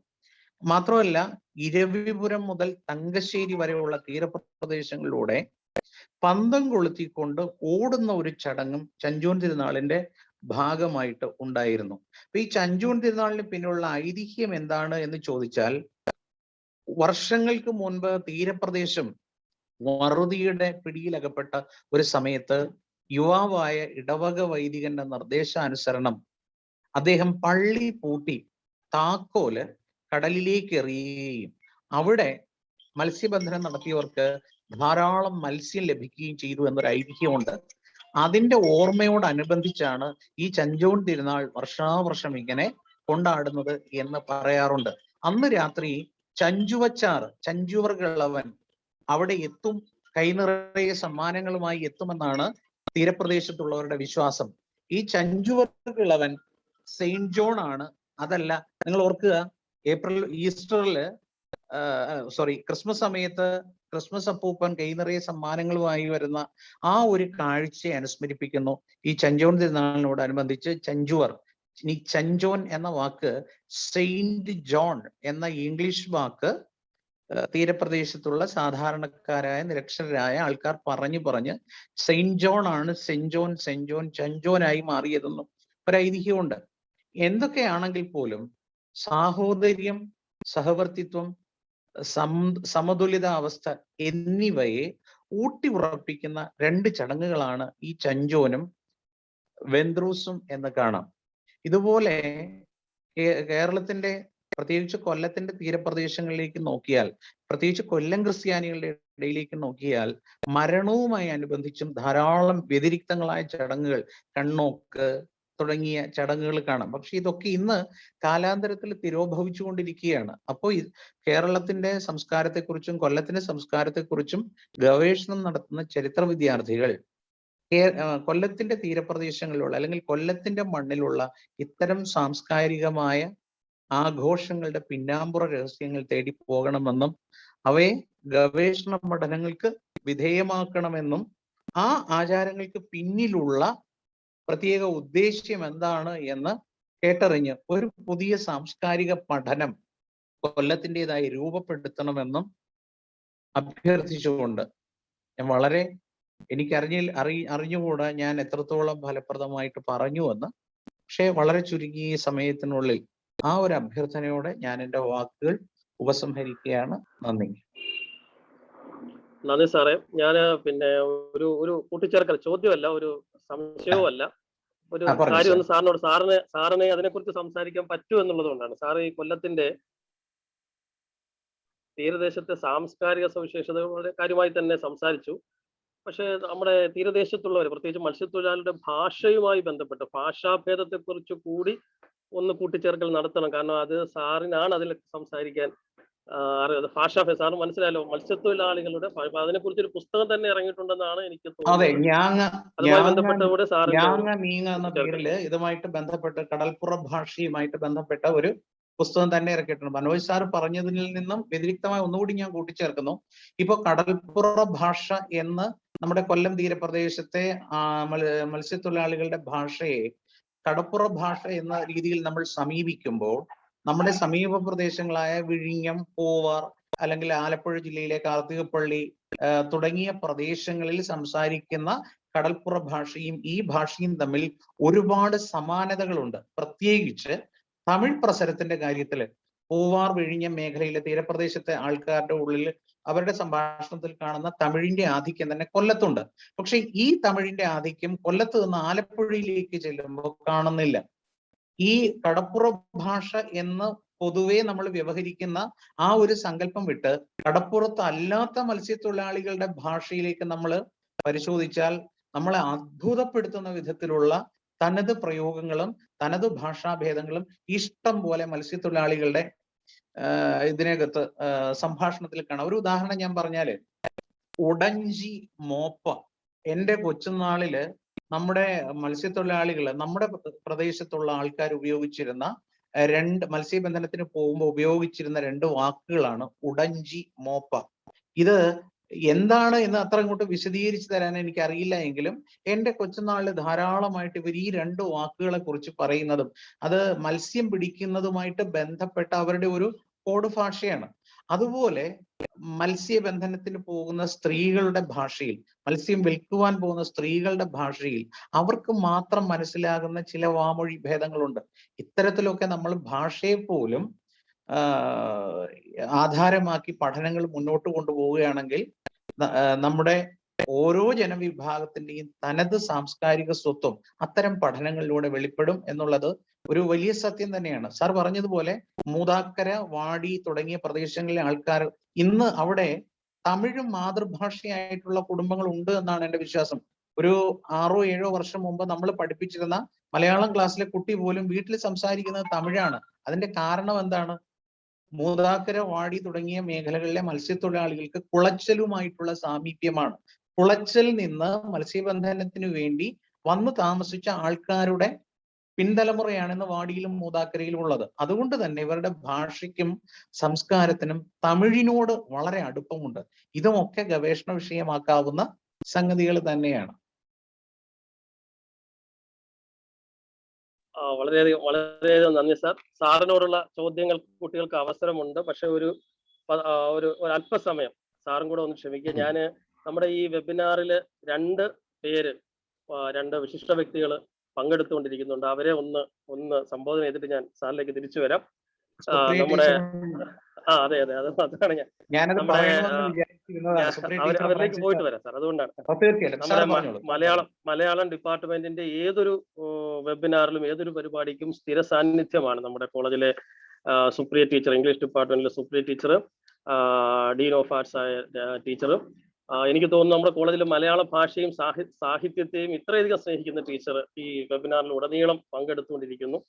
അതുപോലെ തന്നെ കൊല്ലത്തിന്റെ ചരിത്രത്തെക്കുറിച്ച് പറയുമ്പോൾ തീർച്ചയായും നമ്മളോട് സംസാരിക്കാൻ ഏറ്റവും പ്രഥമഗണനീയനാണ് നമ്മുടെ ചരിത്ര വിഭാഗത്തിന് വർഷങ്ങളോളം മേധാവിയായിരുന്ന ഫ്രാൻസിസ് സാറാണ്. ഫ്രാൻസിസ് സാറും ഇവിടെ ഈ വെബിനാറിൽ പങ്കെടുത്തുകൊണ്ടിരിക്കുന്നത് ഞാൻ കാണുന്നുണ്ട്.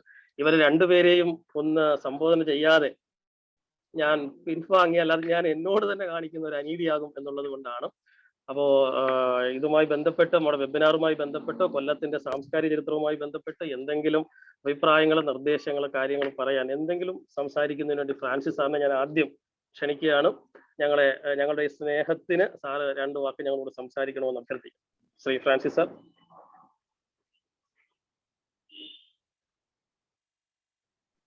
Francis sir, kindly unmute.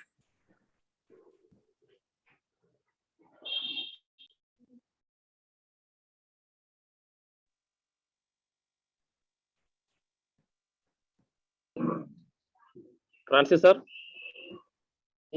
വെബിനാറിനെ കുറിച്ചുള്ള അഭിപ്രായം. Okay, thank you. പറഞ്ഞോളൂ. കൊള്ളാം, നന്നായിരുന്നു. വെൽ ഓർഗനൈസ്ഡ് ആണ്. കൊല്ലത്തിനെ കുറിച്ചും കൊല്ലത്തിന്റെ ചരിത്ര പാരമ്പര്യത്തെക്കുറിച്ചും സാംസ്കാരിക പാരമ്പര്യത്തെക്കുറിച്ചുമുള്ള ഈ ഒരു എന്താ പറയുക ഒരു ഡിസ്കഷൻ വളരെയധികം എഫക്റ്റീവ് ആയിരുന്നു. എല്ലാവർക്കും പ്രത്യേകമായിട്ടുള്ള എൻ്റെ അഭിനന്ദനങ്ങൾ നേർന്നുകൊണ്ട് നിർത്തുന്നു. നന്ദി, നമസ്കാരം. വളരെ വളരെ സ്നേഹം സാർ. ഞങ്ങളുടെ ഈ വെബിനാറിൽ ഉടനീളം പങ്കെടുത്തതിനും സുപ്രിയ ടീച്ചറിനെയും ഞങ്ങളോട് സ്നേഹം പങ്കുവയ്ക്കുന്നതിനായി ക്ഷണിക്കുകയാണ്. ഈ വെബിനാറിനെ കുറിച്ച് ഉള്ള ടീച്ചറിന്റെയും അഭിപ്രായവും നിർദ്ദേശവും കേൾക്കാൻ ഞങ്ങൾ ആഗ്രഹിക്കുന്നുണ്ട്.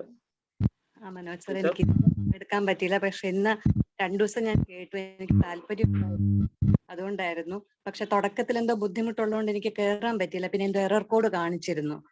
അതിനുശേഷമാണ് ജോയിൻ ചെയ്യാൻ പറ്റിയത്. എന്തായാലും എനിക്ക് വളരെ സന്തോഷം ഇങ്ങനെ ഒരു ഇത് മലയാളം ഡിപ്പാർട്ട്മെന്റ് ഓർഗനൈസ് ചെയ്തതില്. വളരെ സന്തോഷം. ശല്യ സാറിന് പ്രത്യേകിച്ച് കേട്ടോണ്ടിരിക്കണത് തന്നെ അനുഭവമാണ്. Thank you so much. Thank you Manoj. Thank you teacher. നിങ്ങളുണ്ടായിട്ട് നിങ്ങളെ ഒന്ന് വിളിക്കാതെ പോകുന്നത് എനിക്കൊരു വിഷമമുള്ളത് കൊണ്ടാണ് ഞാനൊരു കാര്യം കൂടി കൂട്ടിച്ചേർത്തോട്ടെ. സുപ്രിയ ടീച്ചറിനെ കുറിച്ച് പറയുമ്പോൾ മലയാളം ഡിപ്പാർട്ട്മെന്റുമായിട്ട് ടീച്ചറിന് ഒരു വലിയ ബന്ധമുണ്ട്. നമ്മുടെ ഒക്കെ പേരന്റ് ഡിപ്പാർട്ട്മെന്റ് ആയ കേരള യൂണിവേഴ്സിറ്റിയുടെ മലയാള വിഭാഗം അധ്യക്ഷനായിരുന്ന ആദരണീയനായ സാറിന്റെ മകളാണ്, രാമേന്ദ്രൻ സാറിന്റെ മകളാണ് സുപ്രിയ ടീച്ചർ. അപ്പൊ തീർച്ചയായിട്ടും സുപ്രിയ ടീച്ചറിന്റെ എല്ലാ പരിപാടികളിലും എല്ലാ നടപടികളിലും പെരുമാറ്റത്തിലും മലയാള ഭാഷയോടും സാഹിത്യത്തോടും നമ്മുടെ ഡിപ്പാർട്ട്മെന്റിനോടും ഉള്ള ഒരു സ്നേഹവും ആദരവും വാത്സല്യവും എപ്പോഴും പ്രകടമാണ്. ടീച്ചറിന് മലയാളവുമായി അത്ര അടുത്ത ഒരു ബന്ധമുണ്ട്. ഞാൻ എപ്പോഴും ഓർക്കാറുണ്ട്, നമ്മുടെ കോളേജിൽ നിന്നല്ല കേരള സർവകലാശാലയിൽ തന്നെ ഇംഗ്ലീഷ് അധ്യാപകരുടെ കൂട്ടത്തിൽ മലയാള ഭാഷയിൽ ഇത്രയും വ്യക്തമായ അവഗാഹമുള്ള ഒരു അധ്യാപിക മറ്റൊരാൾ കാണുമെന്ന് എനിക്ക് തോന്നുന്നില്ല. രണ്ടാമത്, കഴിഞ്ഞ പ്രാവശ്യം മലയാളം ഡിപ്പാർട്ട്മെന്റിൽ രാജശില്പി എന്ന് പറയുന്ന നാടകം പഠിപ്പിക്കുവാൻ പുസ്തകം കിട്ടാതെ നമ്മൾ ബുദ്ധിമുട്ടിയ സമയത്താണ് യാദൃച്ഛികമായിട്ട് ഞാൻ സുപ്രിയ ടീച്ചറുമായിട്ട് ആ വിവരം പങ്കുവച്ചപ്പോഴാണ് ഞാൻ അറിയുന്നത് സുപ്രിയ ടീച്ചറിന്റെ അച്ഛൻ എഴുതിയ പുസ്തകമാണ് നമ്മുടെ സിലബസിലുള്ളത്. വളരെ സ്നേഹത്തോടെ അടുത്ത ദിവസം തന്നെ സുപ്രിയ ടീച്ചർ ആ പുസ്തകം നമുക്ക് കൊണ്ടുതരികയും നമുക്ക് അത് ഫസ്റ്റ് DC ക്ലാസ്സിൽ പഠിപ്പിക്കാൻ കഴിയുകയും ചെയ്തു. ആ ഒരു നന്ദി കൂടി, സ്നേഹം കൂടി, സന്തോഷം കൂടി ഈ അവസരത്തിൽ ഞാൻ പങ്കുവെക്കുകയാണ്. സുപ്രിയ ടീച്ചറിന് വീണ്ടും മലയാള വിഭാഗത്തിന്റെ നന്ദി ഞാൻ അറിയിക്കുന്നു. Thank you teacher. Thank you so much. പരാമർശം എനിക്ക് എന്നും സന്തോഷമാണ്. തീർച്ചയായിട്ടും സന്തോഷമുണ്ട് ശല്യ. Thank you. വളരെയധികം നന്ദി, സ്നേഹം. നമ്മൾ തുടച്ച് നമ്മുടെ സെഷനിലേക്ക് വരുന്നു. ശല്യ സാറ് സംസാരിച്ച വിഷയവുമായി ബന്ധപ്പെട്ട് ആർക്കെങ്കിലും എന്തെങ്കിലും കാര്യങ്ങൾ സാറിനോട് സംസാരിക്കാനുണ്ടെങ്കിൽ ഇപ്പോൾ അതിനുള്ള സമയം, അവസരമുണ്ട്.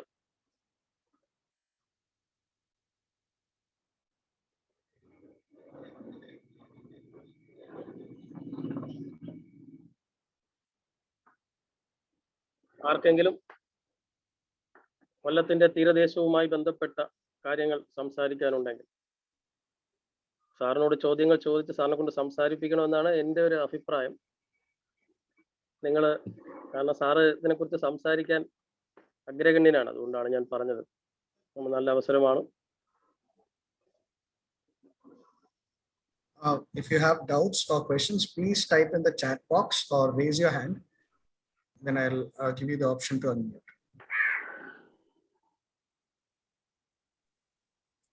ഷെല്ലി സാറേ,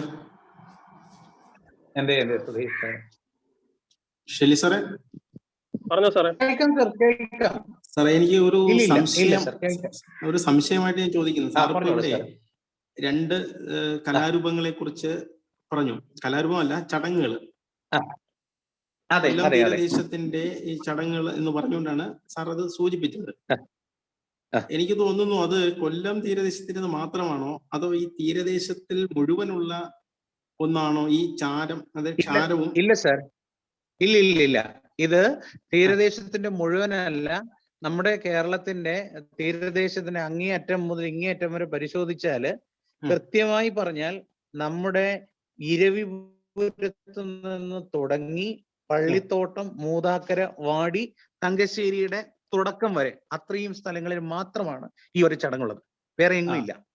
പക്ഷേ ഈ ചടങ്ങിനെ കുറിച്ച് ഞാൻ കേട്ടിട്ടുള്ളത് നമ്മുടെ തിരുവനന്തപുരത്ത് അടിമലത്തുറ, കൊച്ചുപള്ളി അതെ. തുടങ്ങിയ സ്ഥലങ്ങളിൽ ഇത്തരം ഒരു കലാരൂപങ്ങൾ നിലനിന്നിരുന്നതായിട്ട് ഞാൻ കേട്ടിട്ടുണ്ട്. നിലനിന്നിരുന്നതായിട്ട് ഇത് അതെ, ഇതേ പേരിൽ തന്നെയാണോ സാറേ? ഇന്നും ഉണ്ട് എന്നാണ് പറയുന്നത്. കാരണം ഞാൻ എന്റെ റിസർച്ചുമായി ബന്ധപ്പെട്ട്, നാടകത്തിന്റെ റിസർച്ചുമായി ബന്ധപ്പെട്ട് ഞാൻ ഈ നാടകത്തിനെ നമ്മുടെ കേരളത്തിലെ പല കലകളുമായുള്ള ബന്ധം ഇങ്ങനെ കണക്ട് ചെയ്ത ഒരു പഠനം ഇടയ്ക്ക് ഇങ്ങനെ വെറുതെ നടത്തുകയുണ്ടായി.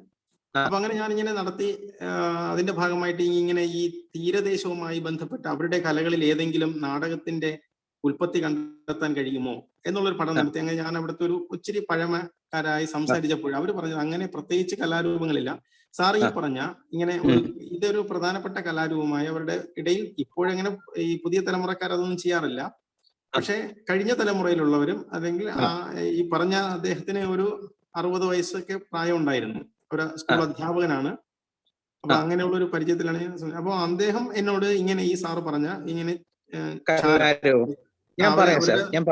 അവരുടെ ഭാഷയിൽ ചാമ്പൽ എന്ന് പറയുന്നത്. ഈ ചാമ്പലും അതേപോലെ തന്നെ സാറി പറഞ്ഞ പോലെ മുട്ടയും, പിന്നെ അതിൽ അവര് നീലം കൂടി കലക്കും. നീലം കൂടി. ഇത് ഉപയോഗിച്ച് ഇങ്ങനെ ആളുകൾ ഈ പ്രത്യേക ദിവസത്തിൽ അവരിങ്ങനെ ഒഴിക്കുന്ന ഒരു ചടങ്ങ്. അത് ചടങ്ങല്ല, ഒരു കലയാണ് അവരുടെ കല. അതിനെ തുടർന്ന് ഇങ്ങനെ ചില സ്ത്രീകൾ വീട്ടിൽ ഒത്തുകൂടി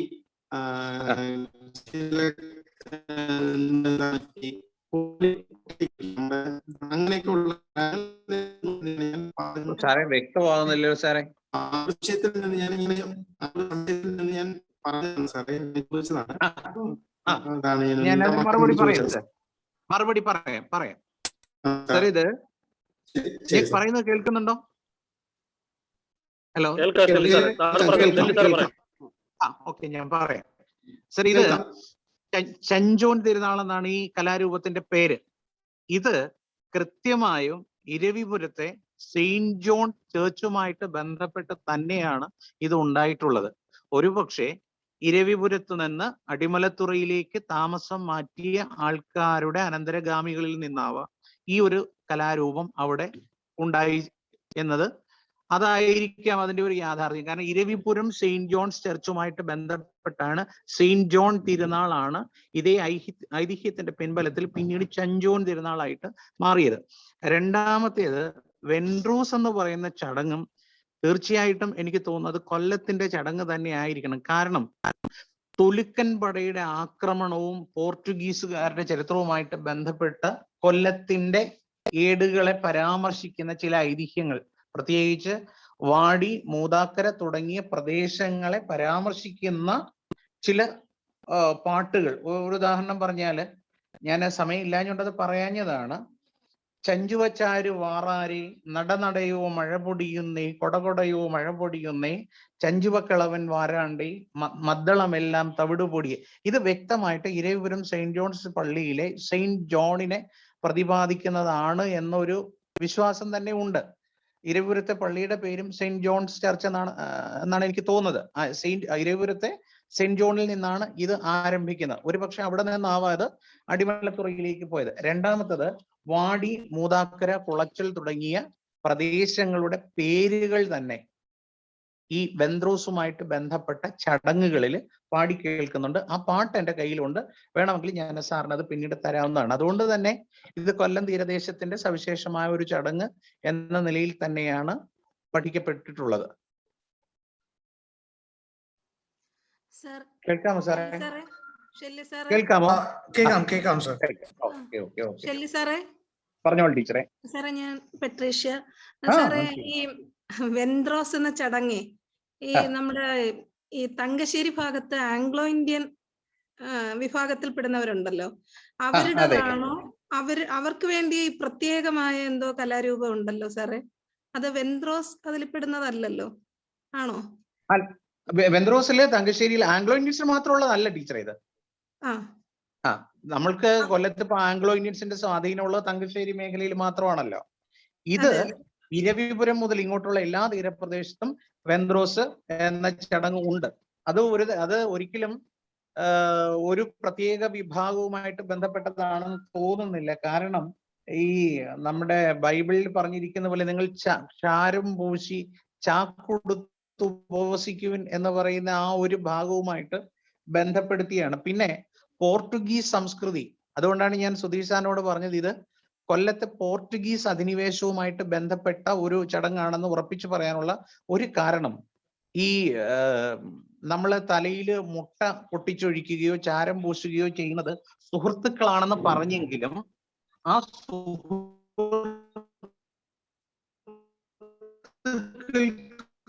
ഒരു പ്രത്യേകതയുണ്ട്. കുമ്പാതിരിമാർ തമ്മിലാണ് ഇത് സാധാരണ. പോർട്ടുഗീസുകാരും കൊല്ലവും തമ്മിലുള്ള ആ ഒരു കച്ചവട ബന്ധത്തിന്റെ തുടർച്ചയായിട്ടാണ് ഈ കുമ്പാതിരിമാർ തമ്മിൽ ഇങ്ങനെ ഒരു ചടങ്ങ് കൊല്ലത്ത് തീരപ്രദേശത്ത് ആരംഭിച്ചതെന്നാണ് പറയപ്പെടുന്നത്. കുമ്പാതിരി എന്ന പദം പോർച്ചുഗീസ് ആണോ സാറേ? പോർച്ചുഗീസ് വാക്കിൽ നിന്നുണ്ടായതാണ് കുമ്പാതിരി എന്ന പദം. നമ്മൾ ഇന്ന് ധാരാളമായിട്ട് അറിയാമല്ലോ എന്താണ് തലതൊടുന്ന ആളിനെയാണ് കുമ്പാതിരി എന്ന പദം കൊണ്ട് നമ്മൾ വിവക്ഷിക്കുന്നത്. അപ്പൊ എന്റെ മകന്റെ തല തൊടുന്ന ആളിനെ ഞാൻ എന്റെ കുമ്പാതിരി എന്നാണ് വിളിക്കുന്നത്. തിരിച്ച് അദ്ദേഹത്തിന്റെ കുമ്പാതിരിയാണ് ഞാൻ. Okay sir.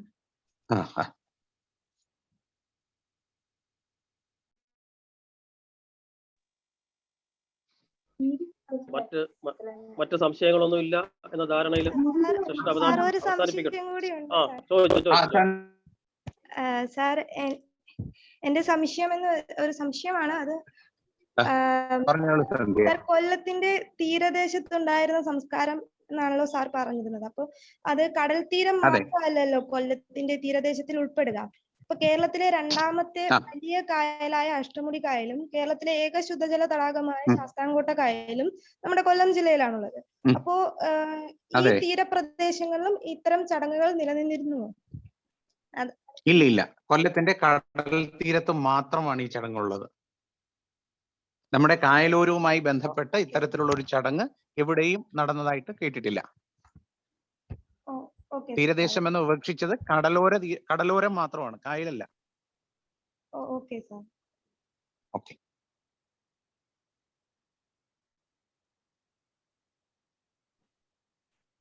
Is there any more questions? Okay, മറ്റ് ചോദ്യങ്ങളില്ല എന്ന പ്രതീക്ഷയിൽ ഷെല്ലി സാറിനോടുള്ള സ്നേഹം അറിയിക്കുകയാണ്. നമ്മുടെ തന്നെ പ്രാണനാണല്ലോ, അപ്പോൾ അതുകൊണ്ട് പ്രത്യേകിച്ച് നന്ദി പറഞ്ഞ് ഞാൻ നിർത്തുന്നില്ല. അപ്പോൾ ഈ വെബിനാറിൻ്റെ അവസാനത്തിൽ എത്തി നിൽക്കുകയാണ് നമ്മൾ. ഇന്നുണ്ടായിരുന്ന 4 പ്രബന്ധങ്ങളും അവതരിപ്പിച്ചു കഴിഞ്ഞു. 4 പേരെയും ഈ അവസരത്തിൽ പറഞ്ഞോളൂ. മനോജ്, ഫീഡ്ബാക്ക് ഫോം ചാറ്റ് ബോക്സിൽ ഇട്ടിട്ടുണ്ട്. ആൾക്കാര് ഫീഡ്ബാക്ക് ഫോം ഫില്ലപ്പ് ചെയ്ത് അയക്കണമെന്നുണ്ട്. ബിക്കോസ് ഫീഡ്ബാക്ക് ഫോം ഫില്ല് ചെയ്തുകൊണ്ട് മാത്രമേ സർട്ടിഫിക്കറ്റ്സ് അവൈലബിൾ ആവത്തുള്ളൂ. ഓക്കെ, എല്ലാവരും കേട്ടു എന്ന് വിചാരിക്കുന്നു. ഫീഡ്ബാക്ക് ഫോം ചാറ്റ് ബോക്സിലുണ്ട്. അത് ചാറ്റ് ബോക്സിൽ നിങ്ങളത് പൂരിപ്പിച്ച് അയക്കണം. അപ്പോൾ നിങ്ങൾക്ക് സർട്ടിഫിക്കറ്റ് വരുന്നതാണ്. അപ്പോൾ ഇന്ന് പ്രബന്ധങ്ങൾ അവതരിപ്പിച്ച എല്ലാവരെയും ഈ അവസരത്തിൽ നന്ദിയോടെ ഓർക്കുന്നു. ഈ സെഷൻ അവസാനിപ്പിക്കുകയാണ്. ഇതിന് ഇനി സമാപന സമ്മേളനം അല്ലെങ്കിൽ സമാപന സെക്ഷനിലേക്ക് ഞാൻ കൈമാറുന്നു. പട്ടിഷ ടീച്ചർ, അപ്പോൾ നന്ദി പറഞ്ഞുകൊണ്ട് അവസാനിപ്പിക്കുന്നു. ടീച്ചർ, ഓക്കെ, താങ്ക് യു എല്ലാവർക്കും. ഈ ഒരു വെബിനാറിന് ഔപചാരികമായി നന്ദി അർപ്പിക്കുന്നതിനായി സുധീഷ് സാറിനെ ക്ഷണിക്കുന്നു. വെബിനാർ കോർഡിനേറ്ററായ ഡോക്ടർ SV സുധീഷ് സാർ.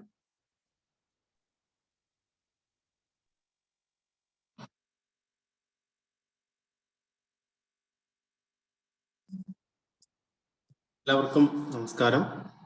സമയം അല്പം കടന്നുപോയിരിക്കുന്നു. നമ്മളാരെയും ബുദ്ധിമുട്ടിപ്പിക്കുന്നില്ല. എത്രയും പെട്ടെന്ന് നന്ദി പറഞ്ഞ് തീർക്കാം. കഴിഞ്ഞ 3 ദിവസമായി ഫോക്ലോർ അക്കാഡമിയുമായി ചേർന്നുകൊണ്ട് നമ്മുടെ മലയാള വിഭാഗം കൊല്ലം ചരിത്രവുമായി ബന്ധപ്പെട്ട് ഒരു വെബിനാർ സംഘടിപ്പിച്ചിരിക്കുകയായിരുന്നു. ഈ 3 ദിവസവും വളരെ മനോഹരവും അതോടൊപ്പം തന്നെ വളരെ അറിവ് പകരുന്ന തരത്തിലുള്ള പ്രബന്ധങ്ങളായിരുന്നു ഇവിടെ അവതരിപ്പിക്കപ്പെട്ടത്. അതിന് ആദ്യമേ തന്നെ പ്രബന്ധാവതാരകർക്ക് ഞാൻ നന്ദി അർപ്പിക്കുന്നു. ഇതുപോലുള്ള വെബിനാറുകൾ ഇനിയും നടത്താൻ ഉള്ള സഹകരണവും മറ്റും ഉണ്ടാകണം എന്നും അതിനോടൊപ്പം ഞാൻ എല്ലാവരോടും അഭ്യർത്ഥിക്കുന്നു. പിന്നെ എല്ലാവരോടും നന്ദി പറഞ്ഞാൽ, എല്ലാവർക്കും നന്ദി പറയുകയാണെങ്കിൽ ഓരോരുത്തരെയും അല്ലെങ്കിൽ ഓരോരുത്തരെയും പേരെടുത്ത് പറഞ്ഞ് നന്ദി പറയാനുള്ള സമയം ഇല്ലാത്തത് കൊണ്ട് ഞാൻ വളരെ വേഗം ഇതിൽ പ്രധാനമായി നമ്മുടെ പ്രിൻസിപ്പാളിന് ആദ്യമേ തന്നെ ഞാൻ ഒരിക്കൽ നന്ദി പറഞ്ഞതാണ്. ഒന്നുകൂടി ഞാൻ നന്ദി പറയുന്നു. കാരണം സാറ് അധ്യക്ഷനായിരുന്നു കൊണ്ട് ഈ പ്രോഗ്രാം ഉദ്ഘാടനം ചെയ്തു. മാത്രമല്ല സാറാണ് ഈ വെബിനാറിന് കൂടുതൽ പ്രചോദനം നൽകിയും ഇത്തരത്തിലുള്ള പ്രോഗ്രാമുകളെ സംഘടിപ്പിക്കുവാൻ നമ്മുടെ മലയാള വിഭാഗത്തിന് കൂടുതൽ ഊർജവും പകർന്നു നൽകുന്നത്. സാറിന് ഈ അവസരത്തിൽ ഞാൻ ഒന്നുകൂടി നന്ദി അർപ്പിക്കുകയാണ്. അതോടൊപ്പം തന്നെ നമ്മുടെ പ്രോ മാനേജറായ അഭിലാഷ് അച്ഛൻ്റെ സ്നേഹം നിറഞ്ഞ വാക്കുകളും അതുപോലെ തന്നെ എല്ലാ സഹകരണങ്ങളും മലയാള വിഭാഗത്തിന് ഇന്നും ഒരു ഊർജമാണ്. അത് തുടർന്നും ഉണ്ടാകണം എന്ന് അഭ്യർത്ഥിക്കുന്നു. ഒപ്പം നമ്മുടെ ഈ വെബിനാറിന് വേണ്ടി അച്ഛൻ നൽകിയ എല്ലാ സ്നേഹ സഹായങ്ങൾക്കും നന്ദി അർപ്പിക്കുന്നു. ഫോക്ലോർ അക്കാദമിയോട് പ്രത്യേകമായ നന്ദി. അവരുടെ സഹായത്തോടു കൂടി നമ്മുടെ കേരള സർക്കാർ സ്ഥാപനമായ ഫോക്ലോർ അക്കാദമിയുമായി ചേർന്നുകൊണ്ടാണ് ഈ ത്രിദിന സംഘടിപ്പിക്കുന്നത്. അപ്പൊ അതിനു വേണ്ടിയുള്ള സഹായങ്ങളെല്ലാം ചെയ്ത doctor Kuttappan sir, chairman Kuttappan sir, അതുപോലെ തന്നെ സംസ്ഥാന കോർഡിനേറ്ററായ പത്മനാഭൻ സാർ, മറിച്ച് അതിൽ മറ്റ് സുഹൃത്തുക്കൾ ഒത്തിരി പേരുണ്ട്. എല്ലാവരോടും പ്രത്യേകമായ നന്ദി പറയുന്നു. അതോടൊപ്പം നമ്മുടെ ഡിപ്പാർട്ട്മെന്റിൽ തന്നെ മറ്റ് അധ്യാപകരുണ്ട്. എല്ലാ അധ്യാപകർ വിജയത്തിന് വേണ്ടി പ്രവർത്തിച്ച എല്ലാ അധ്യാപകർക്കും നന്ദി അർപ്പിക്കുന്നു. ഏറ്റവും കൂടുതൽ നന്ദി പറയേണ്ടത് നമ്മുടെ കോളേജിലെ IQAC ഷൈജി സാറിനും നമുക്ക്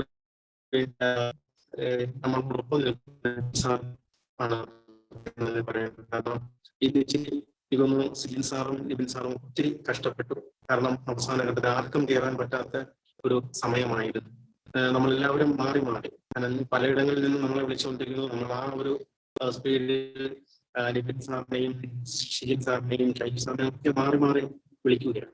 അപ്പോ അവരതെല്ലാം വളരെ ആത്മസംയമനത്തോടുകൂടി പെട്ടെന്ന് ഇതിന്റെ മനസ്സിലാക്കിക്കൊണ്ട് തന്നെ അതിന്റെ ഉത്തരവാദിത്തം ഏറ്റെടുത്തുകൊണ്ട് നമുക്ക് ഒരു സംവിധാനം ഒരുക്കി തന്നു. അതിന് എത്ര തന്നെ നന്ദി പറഞ്ഞിരുന്നാൽ മതിയാകത്തില്ല. എങ്കിലും നമ്മുടെ മലയാള വിഭാഗത്തിന്റെ അധ്യാപകരുടെയും വിദ്യാർത്ഥികളുടെയും പേരിലുള്ള നന്ദി നമ്മുടെ ഷൈജു സാറിനും ഷിജിൻ സാറിനും നിബിൻ സാറിനും ഈ അവസരത്തിൽ ഞാൻ പറയുകയാണ്. നമുക്ക് അതുപോലെ തന്നെ നേരത്തെ പറഞ്ഞതുപോലെ നമ്മുടെ ഫ്രാൻസിസ് സാർ, അതുപോലെ തന്നെ സുപ്രിയ ടീച്ചർ, മറ്റ് ഒത്തിരി അധ്യാപകർ വെബിനാറിൽ 3 ദിവസവും പങ്കെടുക്കുകയുണ്ടായി. അവരുടെ സഹകരണത്തിനും അവരുടെ നിർദ്ദേശങ്ങൾക്കും പ്രത്യേകമായ നന്ദി. തുടർന്ന് ഈ പ്രോഗ്രാം കേൾക്കാമല്ലോ പറയുന്നത്? Yes sir. സാറിന്റെ നെറ്റ്വർക്ക് ബാൻഡ്വിഡ്ത്ത് കുറഞ്ഞുകൊണ്ടാണ് സാറിന് വീഡിയോ കട്ട് ചെയ്ത്. അപ്പോൾ ഓഡിയോ ക്ലിയർ ആവും സർ. ശരി ഓക്കെ. തുടർന്ന് ഈ പ്രോഗ്രാമിൽ മറ്റു കോളേജിലെ അധ്യാപകർ, വിദ്യാർത്ഥികൾ, അതോടൊപ്പം തന്നെ നമ്മുടെ കോളേജിലെ വിദ്യാർത്ഥികൾ ഈ പ്രോഗ്രാമിന് ആദ്യം മുതൽ ഇന്നേ വരെ ഈ 3 ദിവസവും നമുക്ക് വേണ്ടി ആങ്കർ ചെയ്ത സന്ധ്യ, അതുപോലെ തന്നെ നിഷിൻ, അതുപോലെ അലീന, അതുപോലെ തന്നെ ഇന്നിപ്പോ നമുക്ക് വേണ്ടി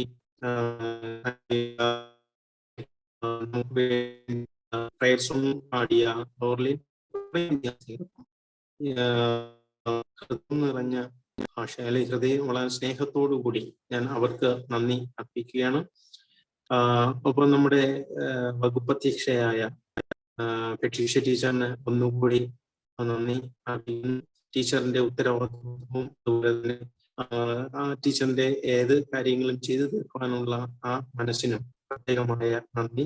കാര്യങ്ങൾ കൃത്യതയോടുകൂടി ചെയ്യാൻ നമുക്കൊരു പ്രചോദനമായി ടീച്ചർ എപ്പോഴും നമ്മളോട് ഉണ്ടാകും. അത് ഏറ്റവും വലിയൊരു സഹായമാണ്. അങ്ങനെ ഈ 3 ദിവസം നടന്ന ഈ വെബിനാറിനെ വൻ വിജയമാക്കി തീർത്ത എല്ലാവർക്കും ഒന്നുകൂടി ഹൃദയം നിറഞ്ഞ നന്ദി അർപ്പിച്ചുകൊണ്ട് നിർത്തുന്നു. ഇനി ആർക്കെങ്കിലും നന്ദി പറയുവാൻ വിട്ടുപോയിട്ടുണ്ടെങ്കിൽ സദയം ക്ഷമിക്കുക, ബോധപൂർവമല്ല, അത് അറിയാതെ പറ്റിപ്പോയതാണ്. പ്രജിൻ സാറിനും നമ്മുടെ പ്രജീഷ് സാറിനെ ഞാൻ വിട്ടുപോയി. ലൈബ്രറിയനായ പ്രജീഷ് സാറിന് ഒത്തിരി സഹായങ്ങൾ നമുക്ക് ചെയ്തു. അപ്പൊ അങ്ങനെ ഈ വെബിനാറിനെ വൻ വിജയമാക്കി തീർത്ത എല്ലാവർക്കും ഒന്നുകൂടി നന്ദി അർപ്പിച്ചുകൊണ്ട് നിർത്തുന്നു. നമസ്കാരം. ഈ ത്രിദിന വെബിനാർ ഇവിടെ സമാപിച്ചതായി ഔപചാരികമായി അറിയിക്കുന്നു.